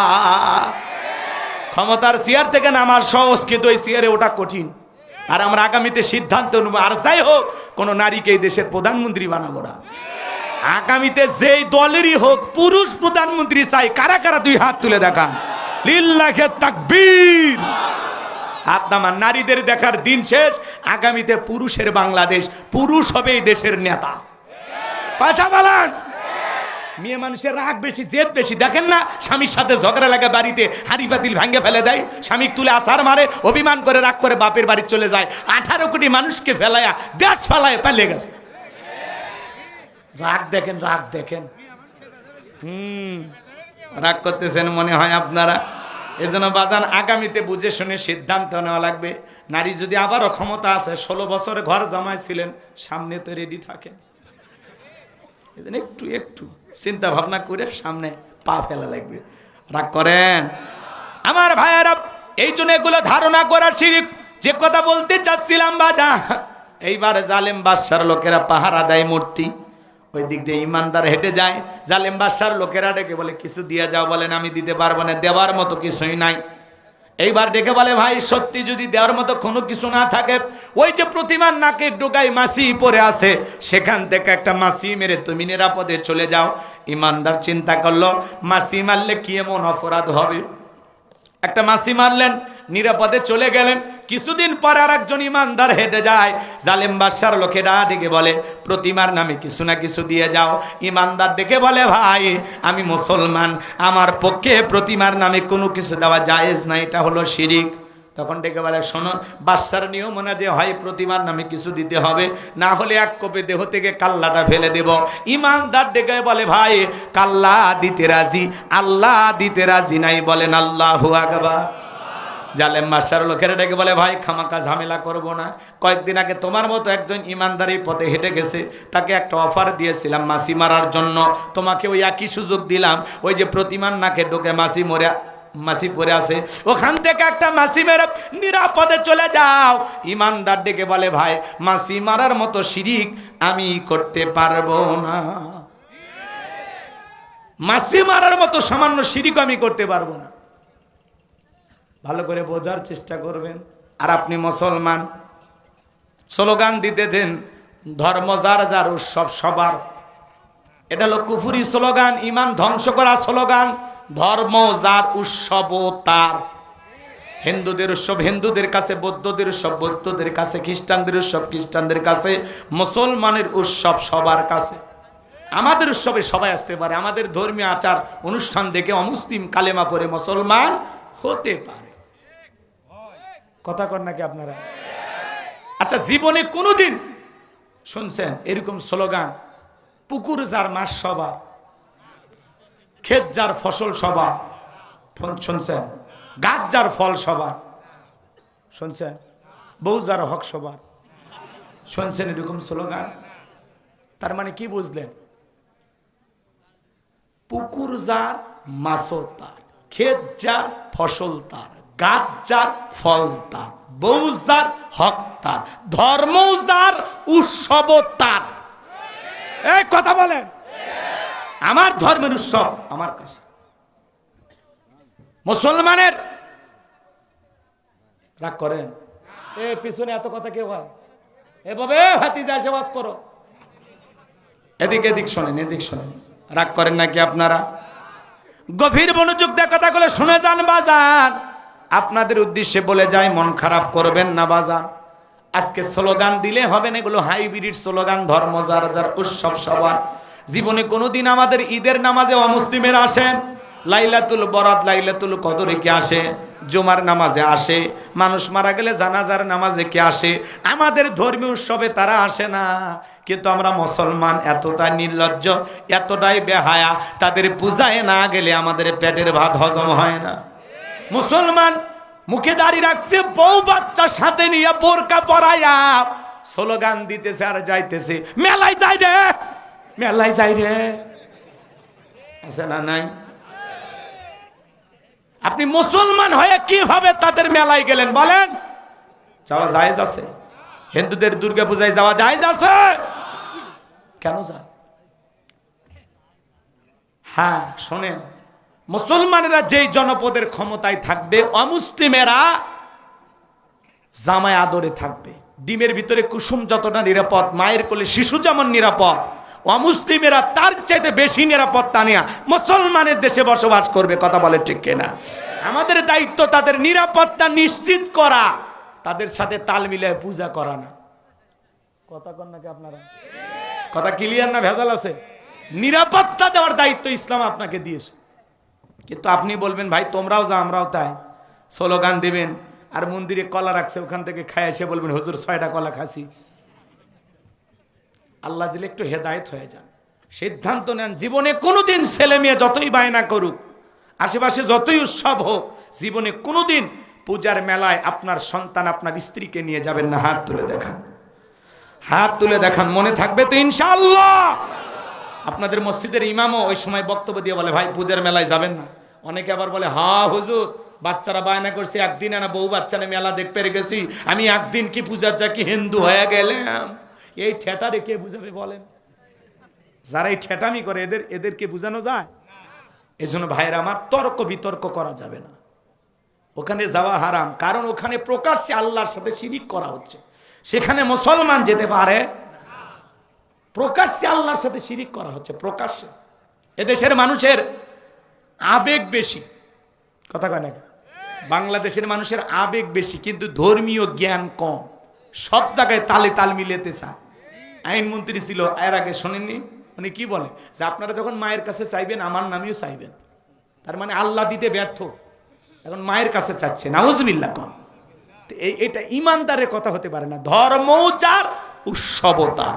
ধর্ম যার যার, উৎসবটাও তার তার। কি কথা ক্লিয়ার না ভেজাল আছে? শোনেন না বাজানের সামনের দিকে যায়।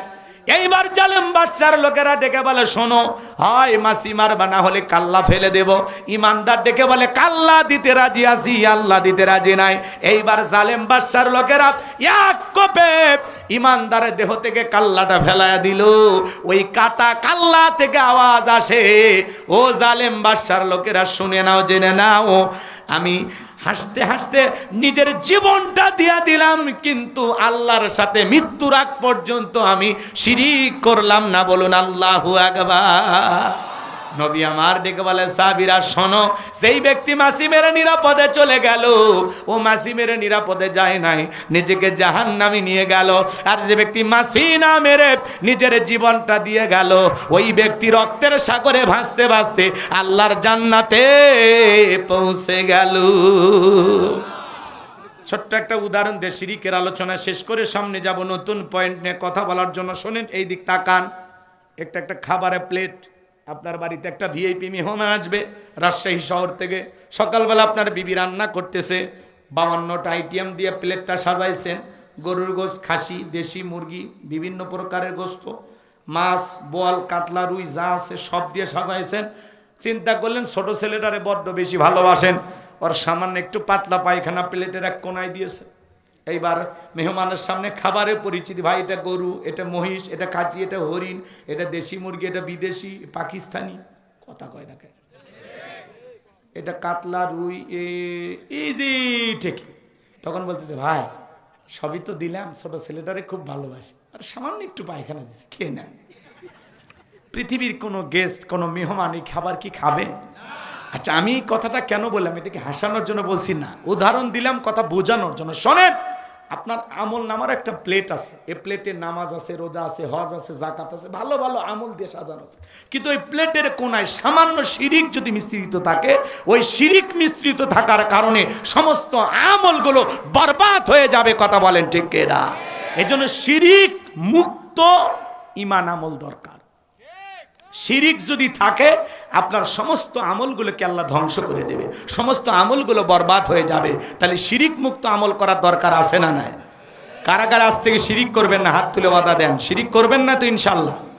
শিরিক মুক্ত কোন কাজে শিরিক হয় বিস্তারিত ব্যাখ্যা আরো জানবো ইনশাআল্লাহ, জেনে আমল করার চেষ্টা করবো। আল্লাহ বোঝার তৌফিক দান করুন। সিল্লা বলুন আমিন। এবার লোকমানে হাকিম ডেকে বলে, আমার সন্তান শুনে নাও, লা তুশরিক বিল্লাহ, আল্লাহর সাথে কখনো কাউকে শরীক করবা না। ইন্না শিরিকা লা যুলমুন আযীম, ইন্না শিরিকা লা যুলমুন আযীম, এই শিরিক হলো সবচাইতে বড় জুলুম, সবচাইতে বড় অপরাধ, সব পাপের বড় পাপ। তাহলে আমরা আজ থেকে সিদ্ধান্ত নেব, বুঝে শুনে জমিনে চলবো, শিরিক করব না ইনশাআল্লাহ। আমার আল্লাহ এত খুশি হয়ে গেল, ডেকে বলে, লোকমান, তুমি তোমার সন্তানকে আমার সাথে পরিচয় করা দিলা, আমি আল্লাহর দায়িত্ব হয়ে গেল তোমার সন্তানকে তোমার সাথে পরিচয় করে দেওয়ার জন্য।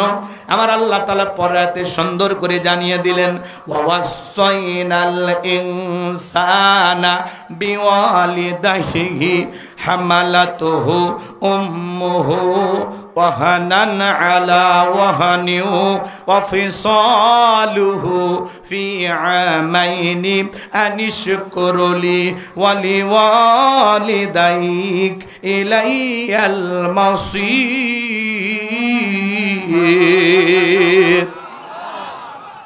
আমার আল্লাহ রাব্বুল আলামিন জানিয়ে দিলেন, আমি তো মানুষকে নির্দেশ দিলাম তারা যেন মাতা পিতার সাথে সদাচরণ করে, উত্তম ব্যবহার করে। কারণ হলো তার মা কষ্টের পর কষ্ট সহ্য করে সন্তানটাকে গর্ভধারণ করেছে, 2-2.5 বছরে বুকের দুধ পান করাইছে।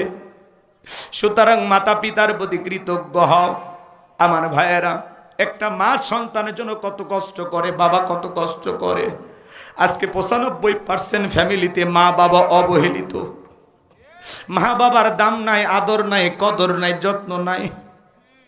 রাগ করবেন না, 5টা মিনিট মা বাবাকে নিয়ে কথা বলে আমি অন্য আয়াত নিয়ে আলোচনা করব। কষ্ট হবে আপনাদের, আমি কি একটু বলবো? রাগ করবেন না আমার ভাইয়েরা। আল্লাহ রাব্বুল আলামিন বলেন, হামালাতুহু উম্মুহু ওয়াহনান আলা ওয়াহানিউ ওয়া ফিসালুহু ফি আমাইনি আনিশকুরুলি ওয়া লিওয়ালিদাইক। আমার আল্লাহ বলে, তোমার মা কষ্টের পর কষ্ট সহ্য করে তোমাকে গর্ভ ধারণ করেছে। একটা মা সন্তানকে পেটে রেখে কত কষ্ট করে। 3-4 মাস মা খাইতে পারে না, মার খাবারের রুচিটা নষ্ট হয়ে যায়। ডাক্তারি গবেষণায় বলা হয়েছে বাজার, আপনি আমি যে মায়ের গর্ভে থাকি এই জায়গাটা মাত্র 10 ইঞ্চি। সন্তান যখন 6 মাস অতিক্রম করে 7 মাস 1 দিন বয়স হয়ে যায়, তখন আল্লাহ তাআলা সন্তানের 2টা পা আমার কলিজার সঙ্গে লাগায় দেয়। যেই সন্তান সবচাইতে কম মায়ের পেটে নাড়াচাড়া করে, ওই সন্তানটা মায়ের গর্ভে থাকা অবস্থায় 4500 বার মায়ের কলিজায় লাথি মারে। আপনারাও লাথি মেরেছেন, আমি হুজুরও লাথি মেরেছি। এ বাজান, কোন সন্তানের পা যদি 3 থেকে 4-5 ইঞ্চি পর্যন্ত লম্বা হয়ে যায়, ওই সন্তানের পা দ্বারা ওই 5 ইঞ্চি মায়ের কলিজাটা উপরের দিকে উঠতে থাকে। বাজান গো আমার, 8-9 মাস যখন হয়ে যায়, পেটটা যখন তরমুজের মতো বড় হয়ে যায়, তোমার মা আমার মা আমাদের জন্য কত কষ্ট করেছেন বুঝতে যদি চাও। তোমার স্ত্রী যখন গর্ভবতী হয়, তখন স্ত্রীর দিকে তাকায় দেখবা তোমার বিবি তোমার সন্তান কোলে নিয়ে কত কষ্ট করে, গর্ভে নিয়ে কত কষ্ট করে। হে যুবক, শুনে নাও, জেনে নাও, সন্তান ডেলিভারির সময় যখন চলে আসে, গভীর নিশীথে মা বাবার 2টা পা জড়ায় কান্না করে। মায়ের চোখের পানি যখন বাবার পাকে স্পর্শ করে, বাবা ঘুম থেকে জাগ্রত হয়ে ডেকে বলে, বিবি এত রাতের বেলায় কেন কান্না করো, কি হয়েছে তোমার? ডেকে বলে, স্বামী, কত মহিলা সন্তান জন্ম দিদিকে মারা যায়, আমি যদি মারা যায় আমারে তুমি মাফ করে দিয়ে গো স্বামী, এই নাও সংসারের চাবি বুঝাইয়া দিলাম, বেঁচে থাকলে আবারও দেখা হবে। এই কথা বলে মা যখন চলে যায় দাইমার ঘরে, প্রসবের যত নাই, মা দাঁত মুখ কামড়াই, কি যে ব্যথা, কি যে কষ্ট, দুনিয়ার মা সারা এই ব্যথা বুঝবে না। নবীর এক সাহাবী মাকে কাঁধে করে এনে খানায় কাবা তওয়াফ করে। আল্লাহ রাসূল ডেকে বলেন, সাহাবী তোমার কাঁধে কে? বলে, হুজুর আমার মা। বিশ্ব নবী ডেকে বলে, সাহাবী বড় ভালো কাজ করতেছো। সাহাবী ডেকে বলেন, হুজুর আমি যে আমার মাকে কাঁধে করে না খানায় কাবা তওয়াফ করাইলাম, আমি কি আমার মায়ের হক আদায় করতে পেরেছি? বিশ্ব নবী ডেকে বলেন, সাহাবী আল্লাহ যদি তোমাকে কিয়ামত পর্যন্ত হায়াত দেয়, আর তুমি যদি তোমার মাকে নিয়ে খানায় কাবা তওয়াফ করো, তোমার মা তোমাকে জন্ম দেওয়ার সময় প্রসবের যাতনায় আ শব্দ করেছিল, ওই একটা আ শব্দের হক দুনিয়ার কোন সন্তান আদায় করতে পারবে না। হে যুবক, ডেলিভারি ব্যথায় মা দাঁত মুখ কামড়ায়, চোখের পানি ছেড়ে দিয়ে কাঁদে, ছোট্ট বালতির মতো 1 বালতি রক্ত শরীর থেকে ঢেলে ফেলে দেয়। কত মা জ্ঞান হারায় ফেলি, কত মা দুনিয়ার জমিন থেকে সন্তানকে দেয়, মুখটা দেখাইতে গিয়ে মা বিদায় নিয়ে চলে যায়। হে যুবক, মা যখন জ্ঞান ফিরে পায়, সন্তান কোথায় বলে আমার কোলে দাও। সন্তান যখন সবাই মিলে কোলে দেয়, দুঃখিনী মা তোমার আমার চেহারার দিকে তাকাইয়া গালে মুখে সুমাকার বলে, বাসাদন বেঁচে থাক, আল্লাহ তোরে বড় মানুষ বানাক। তোর মুখটা দেখার পরে আমি মা সব কষ্টের কথা ভুলে গেলাম। মা যে কত কষ্ট করে যুবক, 2-3 মিনিট যদি লাগে আমি কি একটা ঘটনা আপনাদেরকে একটু শোনাবো। পাকিস্তান গালিবান বস্তি এলাকার ঘটনা বাজান, আজ থেকে 100 বছর আগের এই ঘটনা। আমি আপনাদের উদ্দেশ্যে সামান্য কিছু কথা বলে যেতে চাই। এই পাকিস্তান গালিবান বস্তি এলাকার মধ্যে স্বামী স্ত্রী গরিব, কিন্তু বাজান তাদের ভালোবাসার কোনো অভাব ছিল না। দেখেন না বাবুই পাখি কি সুন্দর বাসা বাঁধে, কথা বলেন না কেন? একটা পাখির ভিতরে, প্রাণীর ভিতরে আল্লাহ ভালোবাসা দিয়েছেন। আমরা আশরাফুল মাখলুকাত, আমাদের ভিতরে আল্লাহ অনেক প্রেম ভালোবাসা দিয়েছেন বাজান, কিন্তু এটা বৈধ ভালোবাসা, বৈধ প্রেম স্বামী স্ত্রীর। কথা বলেন না কেন? স্বামী স্ত্রী হলো বৈধ ভালোবাসা। বাংলাদেশের ছাত্র আন্দোলনের একটা ছেলে নাম হলো সার্জিস আলম, বিবাহ করেছেন। হঠাৎ করে যমুনা টেলিভিশনের টক শোতে তাকে প্রশ্ন করা হলো, সার্জিস ভাই আপনার বিবাহতে কয় লক্ষ টাকা খরচ করা হয়েছে? সার্জিস আলম বলতেছে, মিডিয়াতে যত ভাইয়েরা লেখালেখা করতেছে লাখ লাখ টাকা, সার্জিস আলমের বিয়েতে কত টাকা খরচ হয়েছে? কয়েক লক্ষ টাকা। এটা নিয়ে আলোচনা হচ্ছে। সার্জিস তখন উত্তর দিয়ে বলতেছে, কত টাকা কামাইলাম আর কত টাকা দিয়ে বিবাহ হয়েছে? আমাদের পরিবারে 20 জন, তাদের পরিবারে 20 জন, সামান্য কয়েকজন মিলে আমরা বিবাহ করেছি। আমার বিয়েতে সর্বোচ্চ 40 থেকে 50,000 টাকা খরচ হয়েছে। আর মিডিয়া ষড়যন্ত্র করে বলতেছে সার্জিস কয়েক লক্ষ টাকা খরচ করে বিবাহ করলেন। আর বলতেছেন এতদিন এই বাংলাদেশ স্বাধীন হওয়ার পরে উনি কত টাকা কামাইছেন। আসলে এই হাসনাত আব্দুল্লাহ এবং সার্জিস আলম এদের বক্তব্য শুনে মনে হয় ছেলেগুলো নির্ভীক সত্যের সৈনিক, বাংলাদেশের গর্বিত সন্তান, সাহসী সন্তান। আল্লাহু আকবার। এদেরকে নিয়ে যারা সমালোচনা করে আমরা বলবো একটু থেমে যান। বহুত বিবাহে লক্ষ লক্ষ টাকা ব্যয় হয়, আর সার্জিস আলম বিয়ে করছে মাত্র 40,000 50,000 টাকা খরচ করে। তাও তার বউ কি কোরআনের হাফেজা। মারহাবা কন। হে যুবক, সার্জিস বিবাহ করেছে হাফেজাকে, তার বিবাহের ব্যয় 40,000 টাকা। আর তোমার বিবাহের ব্যয় বক্স ভাড়া করতে তো 50,000 যা। যে ডেকোরেশন, হলুদ পাটি, লাফালাফি, রং তামাশা, হই হুল্লার করে তোমার বিবাহ হয়। মুসলমানের বিয়েতে কখনো গান বাজনা হতে পারে না। বক্স ভাড়া নিয়ে এসে ডিক ডিক করে মাটি কাঁপে ফেলে দিচ্ছে। মুরব্বী চাচা বলে, বাবা আসরে নামাজ হচ্ছে, একটু সাউন্ডটা কমায় দাও। চাচা নামাজ তো প্রতিদিন হয়, বিয়ে কি প্রতিদিন করব? একটু আনন্দ করি। চাচা এখন নামাজে দাঁড়ায়ও কাঁপে, বক্সের আওয়াজে। কথা কন। আজকে গান বাজনার আওয়াজ দে, বক্সের আওয়াজ দে, এই মাটি কাঁপাইতেছ। একদিন তুমি কবরে যাইবা, এই কবরের মাটি তোরে নিয়ে কাঁপাবে, সেদিন তোরা টের পাবি। এই জন্য গান বাজনা জায়েজ না হারাম? সিদ্ধান্ত নেওয়া লাগবে মসজিদ কমিটির যে এই গ্রামে বিবাহ হলে কোনো গান বাজনা হবে না। এই যে কয়েকদিন আগে এক মসজিদের ইমাম আহারে গান বাজনা হইতেছিল, চোখের পানি ছেড়ে দিয়ে কান্না করতেছেন আর বলতেছেন, ভাই আপনারা কেন গান বাজাচ্ছেন? কেন কেন গান বাজাচ্ছেন? আপনারা তো আমার মুসল্লি, আমি তো চাই আপনারা জান্নাতে যাবেন। এই যে আপনারা দেখা হইলে সালাম দেন, মুসাফা করেন, চা খাওয়ান। ইমাম কান্না করতে করতে গানের মঞ্চে, গানের স্টেজে যা বলতেছে, ভাই আমি চাই আপনারা জান্নাতে যান, আমি চাই আপনারা নেক আমল করেন, কেন গান করতেছেন? আপনারাই বলেন। চাইলে আলেম ওলামা নিয়ে এসে ওয়াজ নসিহত হবে, ভাই গান বাজায়েন না, ভাই গুনাহ কামায়েন না। ইমামের কান্না দেখে আমারও চোখে পানি চলে এসেছে। আহারে কেমন ইমাম, কি সাহসী ভূমিকা পালন করেছে। আল্লাহু আকবার বলেন। প্রতিবাদ করতে হবে। কষ্ট হচ্ছে আপনাদের? সম্মানিত ভাইয়ের আমার, মন খারাপ করবেন না। আমি গুনাহগার যে কথা বলতে চাচ্ছিলাম বাজান, হৃদয়ের কান পেতে কথাগুলো শুনে যান। দাম্পত্য জীবনে কোনো ভালোবাসার অভাব ছিল না। আল্লাহ তাআলা তাদের বৈধ ভালোবাসার মাধ্যমে একটা ছেলে সন্তান দান করলেন। সুখ বেশি দিন কপালে সইল না। ছেলেটার যখন 4 বছর বয়স, ছেলেটার বাবা মারা গেল। মহিলা টেনশনে পড়ে গেলেন, আমি যদি আবার দ্বিতীয় স্বামী গ্রহণ করি, সে যদি আমার ছেলেটাকে ভালো না বাসে, দেখতে না পারে, আমি মা তখন কি করব? টেনশনে পড়ে গেলেন। মা তখন সিদ্ধান্ত নিল, প্রয়োজনে মানুষের দ্বারে দ্বারে চাকরির কাজ করলে হলেও, চাকরানির কাজ করে হলেও ছেলেটাকে আমি লালন পালন করব। ছেলেটার মুখের দিকে তাকাইয়া মার দ্বিতীয় বিবাহ করলেন না। এইবার ছেলেটা আস্তে আস্তে বড় হলো। ছেলেটি যখন যুবক হয়ে গেল, সুন্দর একটা মেয়ে দেখে মা বিবাহের ব্যবস্থা করলেন। ছেলেটা নিত্যদিনের কাজ হলো আখের খেতে আখের গাছগুলো কেটে ছালগুলো পরিষ্কার করে বাজারে বিক্রি করতেন। এইবার সংসার কিছুদিন ভালোই চলল। এইবার সুখ আর বেশি দিন সইল না। বউ শাশুড়ির যুদ্ধ বেজে গেল। বাড়িতে এসে দেখে তার বউ আর তার মা ঝগড়া লাগে। এইবার মাঝে মাঝে বউয়ের পক্ষেও কথা বলে, মায়ের পক্ষেও কথা বলে। আস্তে আস্তে ঝামেলাটা আরো বেশি হতে লাগলো।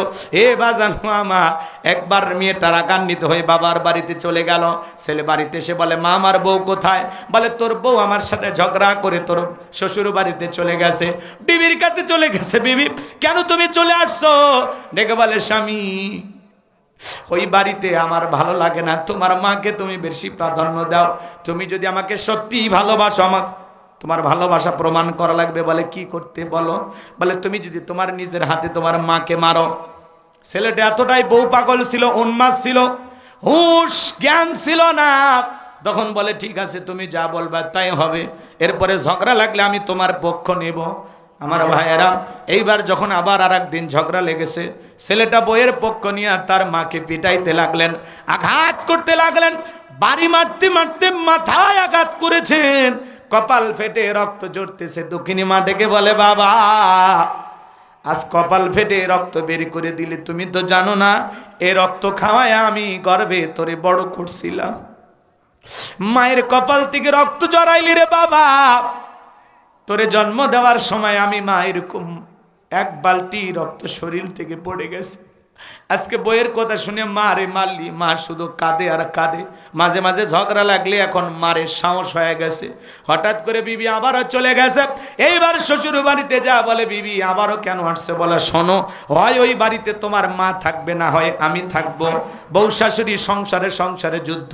প্রত্যেকটা শাশুড়ি যদি ছেলের বউটাকে নিজের মেয়ের মতো ভালোবাসতো, নিজের মেয়ে ভাবা শুরু করতো যে না আমার একটা আর একটা মেয়ে, এই কথা ভেবে যদি শাশুড়ি ছেলের বউটাকে ভালোবাসতো, আর ছেলের বউ যদি শাশুড়িকে নিজের মায়ের মতো ভালোবাসতো, নিজের মা মনে করে তার দুই একটা কথা সহ্য করত, তাহলে বউ শাশুড়ির যুদ্ধ থাকতো না। কথা বোঝেন নাই কেন? বোঝেন বোঝেন। আজকে সংসারে বউ শাশুড়ির যুদ্ধ, অনেক অশান্তি আমরা ফেস করি, কারণ অনেক কষ্ট হয় আমাদের দাম্পত্য জীবনে, অনেক ঝামেলা পোহাইতে হয় আমাদের। কথা বলেন না কেন? হ্যাঁ জি জি, এটা এটা সর্বনাশ করছে।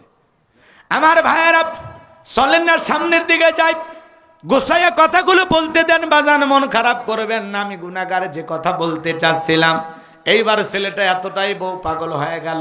বলে তুমি কি বলতে চাও? বলে যদি তুমি তোমার মাকে নিজের হাতে হত্যা করো।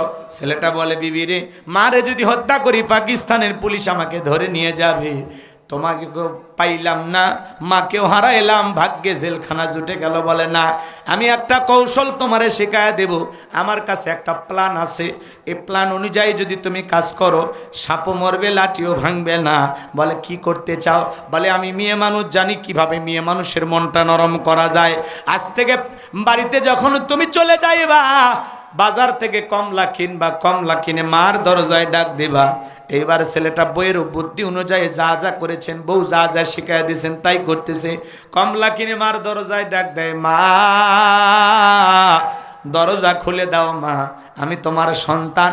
ছেলেটার মা ডেকে বলে বাবা, তোর জন্য দরজা খুলবো না, দরজা খুললে তুই আমারে পিটাইবি, মারবি, আঘাত করবি, এখনো তোর আঘাতের চিহ্ন গুলে দিয়া রক্ত পরে পুষ পরে, আমি মা তোর আঘাত সহ্য করার মতো শক্তি আমার নাই। ছেলেটা কাঁদে আর বলে মা কথা দিলাম আর কোনোদিন তোমারে মারবো না, ও মা দরজা খুলে দাও, মা মা বলে যখন বারবার চিৎকার করে, মায়ের মনে অনেক মায়া অনেক দয়া।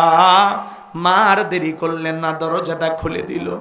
এইবার ছেলেটা মার পা চড়ায় কাঁদে আর বলে মা জীবনে অনেক ভুল করেছি মা তোমারে মাইরা, ও মা আমার মতো কুলাঙ্গার হতভাগা সন্তান হয়তো বা দুনিয়াতে আর নাই, আমারে মাফ করে দাও মা, আমাকে তুমি মাফ করে দাও।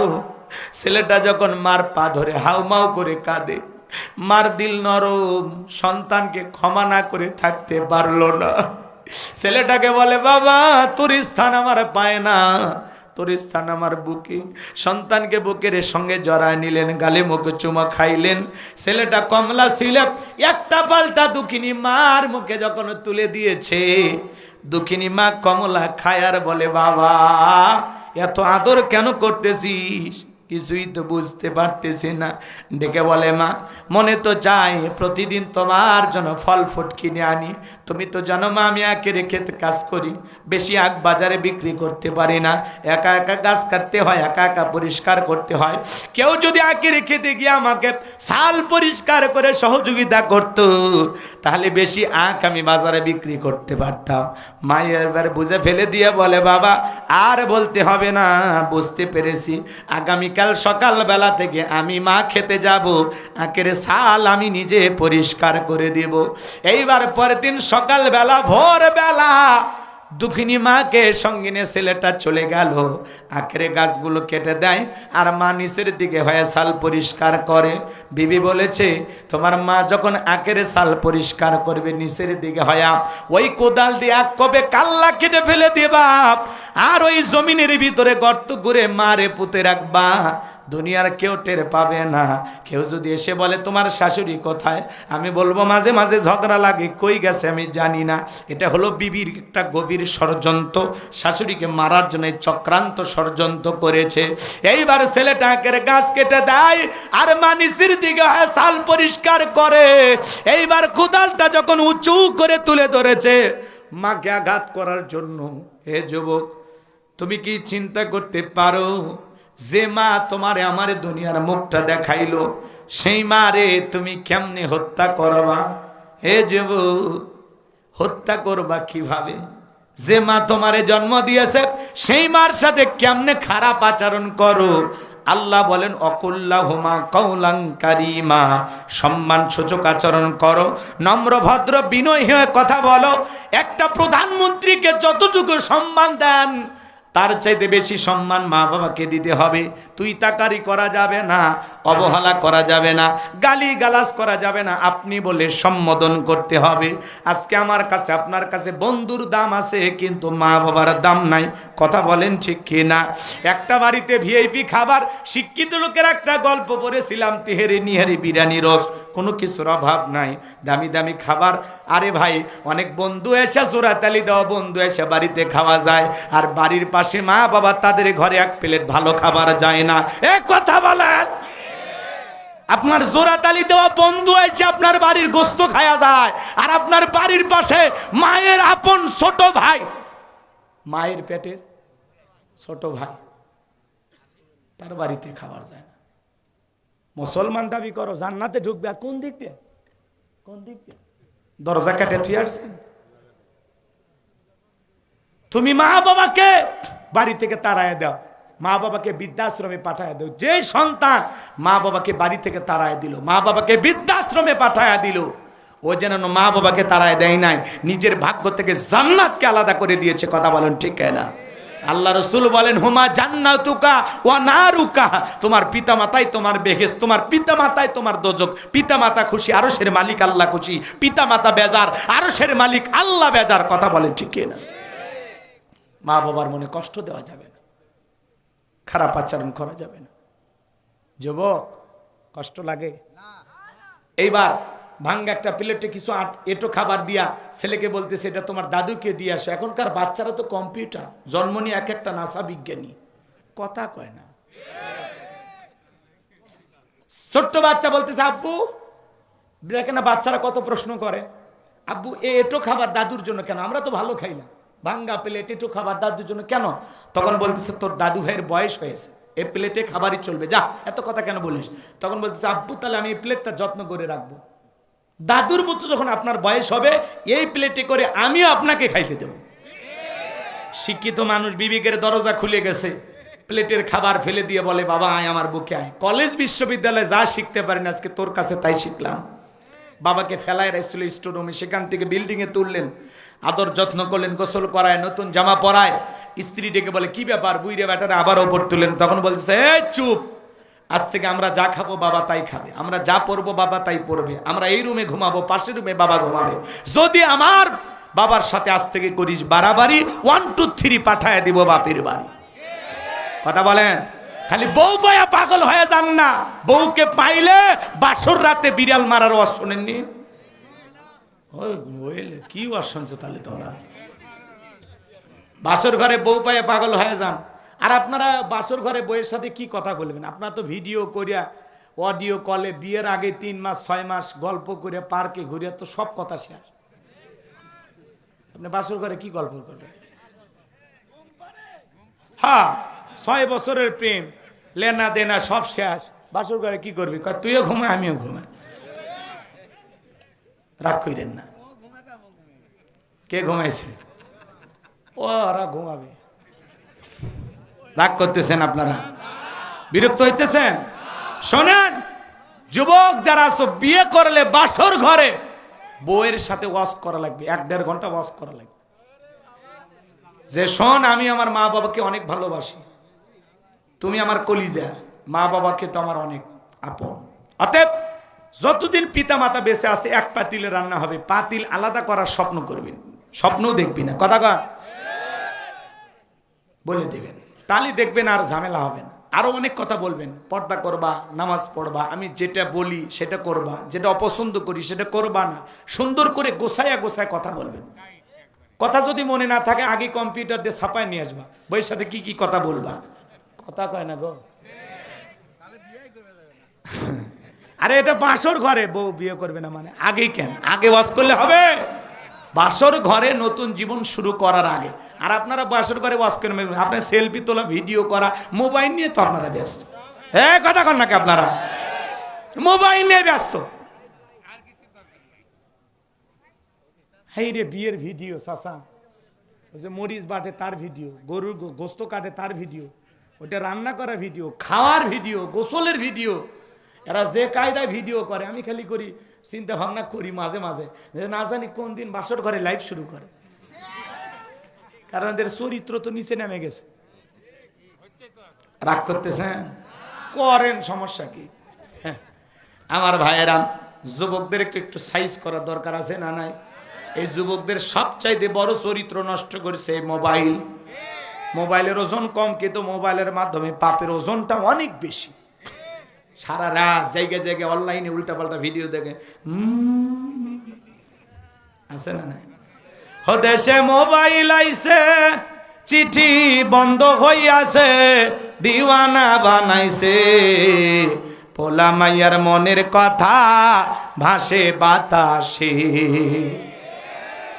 দেখো পোলা পানের মন বাদা ফেসবুকে, এখন মোবাইলে চ্যাটিং কইরা কাটায় সারাক্ষণ। এই মোবাইল পাইয়া দেখো মদনের মাইয়া, এই মোবাইল পাইয়া দেখো মদনের মাইয়া কি কাণ্ড ঘটাইছে, স্বামী সংসার রাইখা নাকি পালাইয়া গেছে। 2 বাচ্চার মা, 4 বাচ্চার মা পরকীয়া প্রেম করে আরেকটা ছেলের হাত ধরে পালিয়ে যায়, আছে না নাই? যে নারী স্বামী রাইকা, সন্তান রাইকা আরেকটা পরপুরুষের হাত ধরে পালিয়ে যায়, ওটা নারী না, ওটা পাশানি, ওটা ডাইনি, কালনাগিরি, ওটা হলো বিশ্বাসঘাতক নারী, নারী জাতির কলঙ্ক। কেমনে পারলা মা স্বামী রাইকা? ও বোন, কেমনে পারলা স্বামী রাইকা, সন্তান রাইকা আরেকটা ছেলের হাত ধরতে? কেমনে পারো তুমি? রং বদলাইতে কেমনে পারো? কথা কন। অনেকে ওটা বাসে কথা, এই 2-3টে কি আবেগ।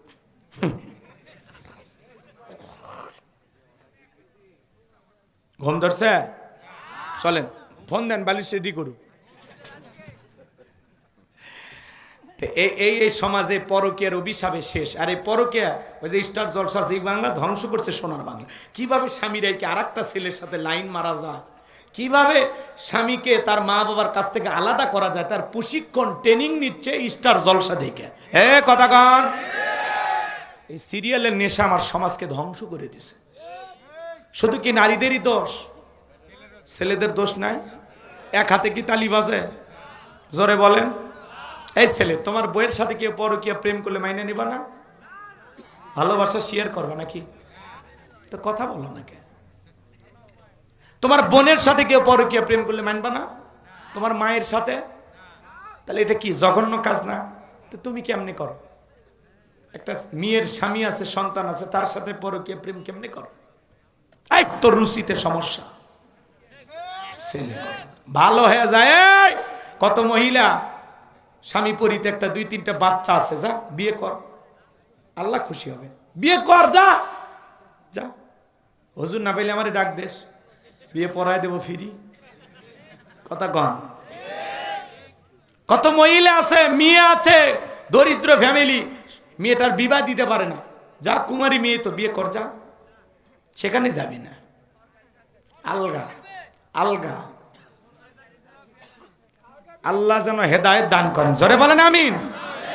দেশে টিকটক আসিয়া সব গেল ভাসিয়া। টিকটক টিকটক অনেকের বউ টিকটক করে। কার বউ করে হাত তোলেন তো। আপনার বইয়ের একটা টিকটক আইডি আছে, সে টিকটক ভিডিও করে, মাঝে মাঝে শাড়ি পরে কি সুন্দর সাজে, সাইজে টিকটক ভিডিও করে ফেসবুকে ছেড়ে দেয়। যার বউ টিকটক ভিডিও করে এর রুচিতে সমস্যা, কুত্তে আর মাথার পেশাব করে দিয়েছে। আমার বউ টিকটক ভিডিও করবে আর সেই ভিডিও সোশ্যাল মিডিয়ায় ছাড়বে। হ্যাঁ, বউ কি পাবলিসিটি করার জিনিস না পার্সোনাল জিনিস, একা দেখার জিনিস, ঢাইকা রাখার জিনিস? কথা বলেন। যারা বউকে বেপরদায় খোলামেলা ভাবে ঘোরাফেরা করে এদের রুচিতে সমস্যা। মিশে কসমেটিক কিনে দেয়, এত দামি দামি কসমেটিক কিনে বউরে যদি সবাইকে দেখাও লাভ আছে? আল্লাহ যেন হেদায়েত দেন। অনেকে ওঠা বসা করতেছেন, যদি পারেন আমার গাড়িতে আমার লেখা একটা বই আছে, ছোট্ট একটা বই, শেষ বিদায়। অনেকে তো চলেই গেলেন, যদি পারেন বইটা নিয়ে যাবেন। একজন মানুষ মারা গেলে নবীজির তরিকে কিভাবে বিদায় করতে হয়, মৃত ব্যক্তিকে চুমা খাওয়া জায়েজ না হারাম, স্বামী স্ত্রী মারা গেলে একে অপরকে গোসল করায় দিতে পারবে কিনা, আত্মহত্যা করে মারা গেলে তার জানাজায় যাওয়া যাবে কিনা, জান্নাত জাহান্নাম সম্পর্কে কবরের সলজব সহ বিশেষ কিছু দোয়া সহ 2টা গজল সহ আমার মোবাইল নাম্বার, ঠিকানা, মাদ্রাসার সব কিছু লেখা আছে। যদি পারেন স্মৃতি হিসাবে 76 পৃষ্ঠার বইটা 50 টাকা হাদিয়া দিয়ে ড্রাইভারের কাছ থেকে নিয়ে যাবেন। যুবকেরা তো এগুলো কেনে না, ওরা কেনে উপন্যাস। প্রেম কেন কাদায়, যৌবনের মৌবনে অভিশাপ্ত রাত, মিলন হবে কতদিনে তোর মরণের পরে। প্রত্যেকটা মুসলমানের ঘরে একটা সিরাত গ্রন্থ থাকা দরকার, আছে না নাই? কোরআন হাদিস কেনে না, বই পুস্তক পড়েন, আলেমদের ওয়াজ দেখতে ভালো লাগে না। কয় চাচা বাড়িঘর সাজানো কোথায়, হেনা কোথায় না? কি যুবক সব, চাচার মুখে দাড়ি নাই ওইটা কয় না, চাচা নামাজ পড়ে কিনা ওইটা কয় না, কয় চাচা বাড়িঘর কেন সাজানো, হেনা কোথায়? ছেলে, একটা হেনা যাবে আর একটা হেনা আসবে, হেনার পিছনে ছুটে জীবন নষ্ট করা যাবে না। নিজের যোগ্যতায় নিজে এগিয়ে যাও, নিজেকে প্রতিষ্ঠিত করো, মানুষের মতো মানুষ হও। হাজারো হেনার বাবা তোর বাড়িতে বিয়ের জন্য লাইন দেবে, চাল নাই চুলে খোঁজে। কথা কন, আগে নিজেকে প্রতিষ্ঠিত করো, নিজের পায়ে দাঁড়াও, জীবনে কিছু করো। হাজারো হেনার বাবা আসবে বাড়িতে বিয়ের প্রস্তাব নিয়ে। যুবক পারবা তো ইনশাআল্লাহ? দেশে টিকটক আসিয়া সব গেল বাসিয়া, সিদ্দিক সোরা নায়ক হইছে আইডি খুলিয়া, হিরো আলম নায়ক হইছে আইডি খুলিয়া। এই মোবাইলে হাই কি জাদু আছে ভাই, পোলাপান বুঝাছে, পড়ালেখা তুইলা রাখছে সপ্তম আকাশে। পড়াশোনায় অটো পাস কি ভাই, বড় ভাই হাঁটু চলে গেছে আমাকে, আর এখন অটো পাস। আল্লাহ হেদায়েত দান করুক, জোরে বলো না আমিন। লম্বা করব না যুবক ভাই, কখনো মা বাবার মনে কষ্ট দেওয়া যাবে না। আমি যে কথা বলতে চাচ্ছিলাম, হে যুবক, তুমি যদি তোমার মা বাবার সাথে খারাপ আচরণ করো, তোমার সন্তানও তোমার সাথে খারাপ আচরণ করবে। পিতা মাতার মনে কষ্ট দেওয়া যাবে না। তুমি তোমার মা বাবাকে ভালোবাসা দিলে তোমার সন্তানও ভালোবাসা দেবে, তুমি ঘৃণা করে দূরে ঠেলে দিলে তোমার সন্তানও ঘৃণাই উপহার দেবে। এই জন্য পিতা মাতার খেদমত করে তাদের মুখে হাসি ফোটায়া কারা কারা তাদের দোয়া নিতে চান, 2টা হাত তুলে আল্লাহকে দেখান। আল্লাহ আমাদের সবাইকে পিতা মাতার খেদমত করার তৌফিক দান করুন, জোরে বলুন আমিন। হে যুবক, এমন কোনো দিন মাহফিল নাই যেই মাহফিলে আমি আমার মার কাছ থেকে দোয়া না নিয়ে আসি। প্রত্যেক দিন বলি মা দোয়া করবেন, আব্বারে বলে আব্বা দোয়া করবেন। প্রত্যেক দিন দোয়া না নিয়ে আমি মাহফিলে আসি না নিয়ে যুবক। এই জন্য তোমাদের উদ্দেশ্যে বলে যায়, মা বাবা দোয়া করলে রিক্সা চালক, ভ্যান চালক থেকে আল্লাহ কোটিপতি বানায় দেবে। আর পিতা মাতা যদি বদ দোয়া করে অভিশাপ দেয়, হাজারো কোটি টাকার মালিককেও আল্লাহ রাস্তার ভিক্ষুক বানায় দিতে পারে। আল্লাহ যেন আমাদের হেদায়েত দান করেন, জোরে বলুন আমিন। এই জন্য আল্লাহ রাব্বুল আলামিন বলেন, ওয়াসাইনাল ইনসানা বিওয়ালিদাইহি হামালাতুহু উম্মুহু ওয়াহনান আলা ওয়াহনিউ ওয়া ফিসালুহু ফি আমাইনি আনিশকুরলি ওয়ালিওয়ালিদাইক ইলাইয়াল মাসির। আল্লাহ ডেকে বলেন, আমি তো মানুষকে নির্দেশ দিয়েছি তারা যেন মাতা পিতার সাথে সদাচরণ করে, উত্তম ব্যবহার করে। কারণ তার মা কষ্টের পর কষ্ট সহ্য করে সন্তানটাকে গর্ভধারণ করেছে। 2-2.5 বছর বুকের দুধ পান করাইছে। সুতরাং আমার প্রতি কৃতজ্ঞ হও, পিতা মাতার প্রতি কৃতজ্ঞ হও। তোমরা সবাই তো আমি আল্লাহর দিকে প্রত্যাবর্তন করবা, এজন্য তোমার ব্যবহার পিতা মাতার যেন উহা শব্দ না করে। বয়স হয়ে গেলে মাঝে মাঝে মা বাবার টাকা চাইবে, টাকা দিয়ে দিবা, দিতে কোনো দিন কার্পণ্যতা করবা না। পিতা মাতা অসুস্থ, চিকিৎসার টাকা ব্যয় করবেন। পিতা মাতা রক্তের আত্মীয় স্বজন ভাই বোনের জন্য খরচ করলে সম্পদ কমে না বাড়ে, সম্পদ আল্লাহ বাড়ায় দিবেন। জোরে বলুন আমিন। এরপরে লোকমানে হাকিম তার কলিজার টুকরা সন্তানদেরকে ডেকে বলেন, ইয়া বুনাইয়া ইন্নাহা ইন তাকুম মিসকালা হাববাতিন মিন খরদালিন ফাতাকুম ফি সখরাতিন আও ফিস সামাওয়াতি আও ফিল আরদি ইয়াতি বিহাল্লাহ ইন্নাল্লাহা লাতীফুন খবীর। ডেকে বলে, আমার সন্তান, আমার কলিজার টুকরা সন্তান, তুমি যদি সরিষার দানার পরিমাণও কোনো কিছু করো, সেটা যদি শিলা গর্ভে থাকে, আকাশে থাকে কিংবা মাটির নিচে থাকে, আল্লাহ তাআলা এইটাও আমল নামায় হাজিরি করবেন। আল্লাহ হলো সূক্ষ্মদর্শী, তিনি সব বিষয়ে খবর রাখেন। বলেন আল্লাহু আকবার। তার মানে দিনের আলোতে রাতের আধারে গোপনে প্রকাশে যা করবেন, সেটা যদি সরিষার দানার পরিমাণ হয়, আল্লাহ ওইটাও আমল নামায় হাজিরি করবে। যুবকরে মনে করো না জঙ্গল প্রেম করার জন্য মঙ্গল, জঙ্গলে কেউ না দেখলে একজন দেখেন, তিনি কে? কার হাত ধরে পার্কে বসে আছো? আল্লাহ দেখেন, আল্লাহর ফেরেশতা দেখেন। যুবকরা জীবনে যা যা করবা ভালো মন্দ সব কিন্তু তোমার আমল নামায় লিপিবদ্ধ করা হবে। এত কথা বলার সময় নাই।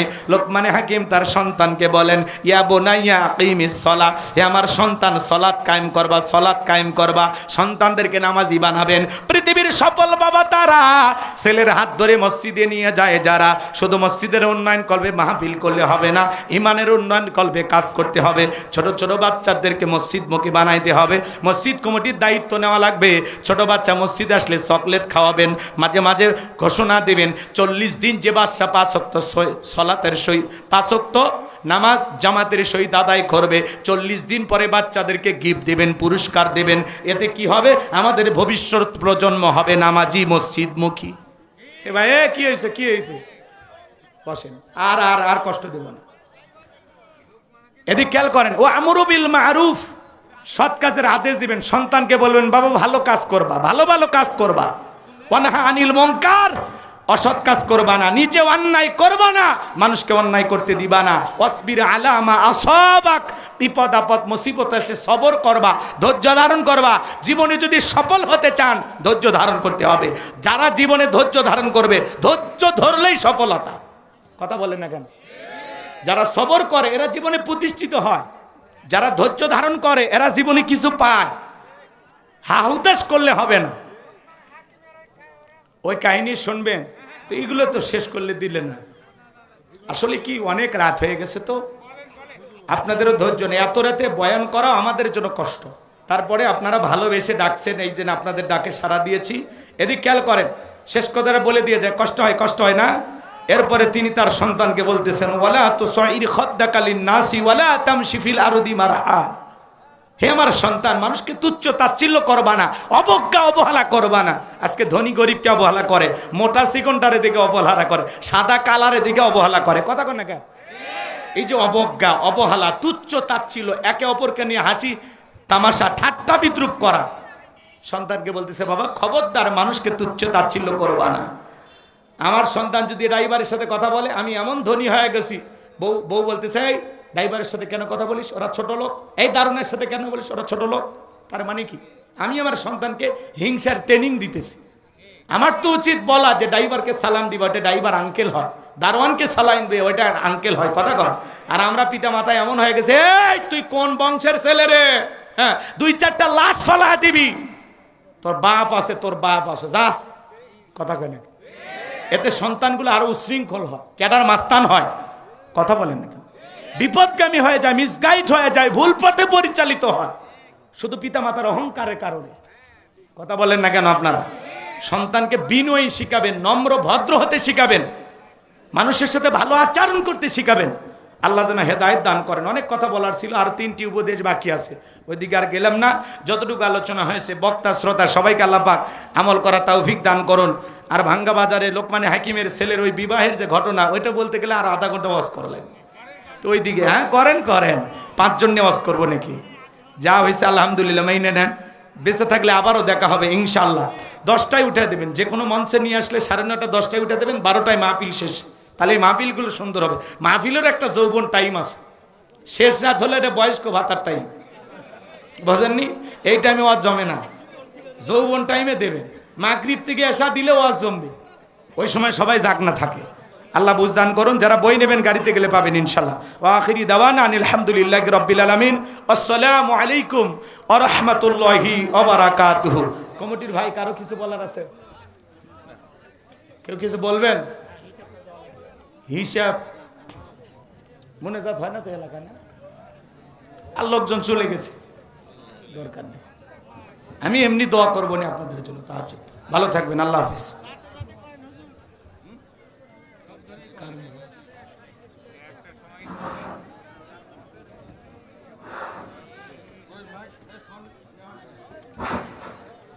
আসসালামু আলাইকুম ওয়া রাহমাতুল্লাহি ওয়া বারাকাতুহু।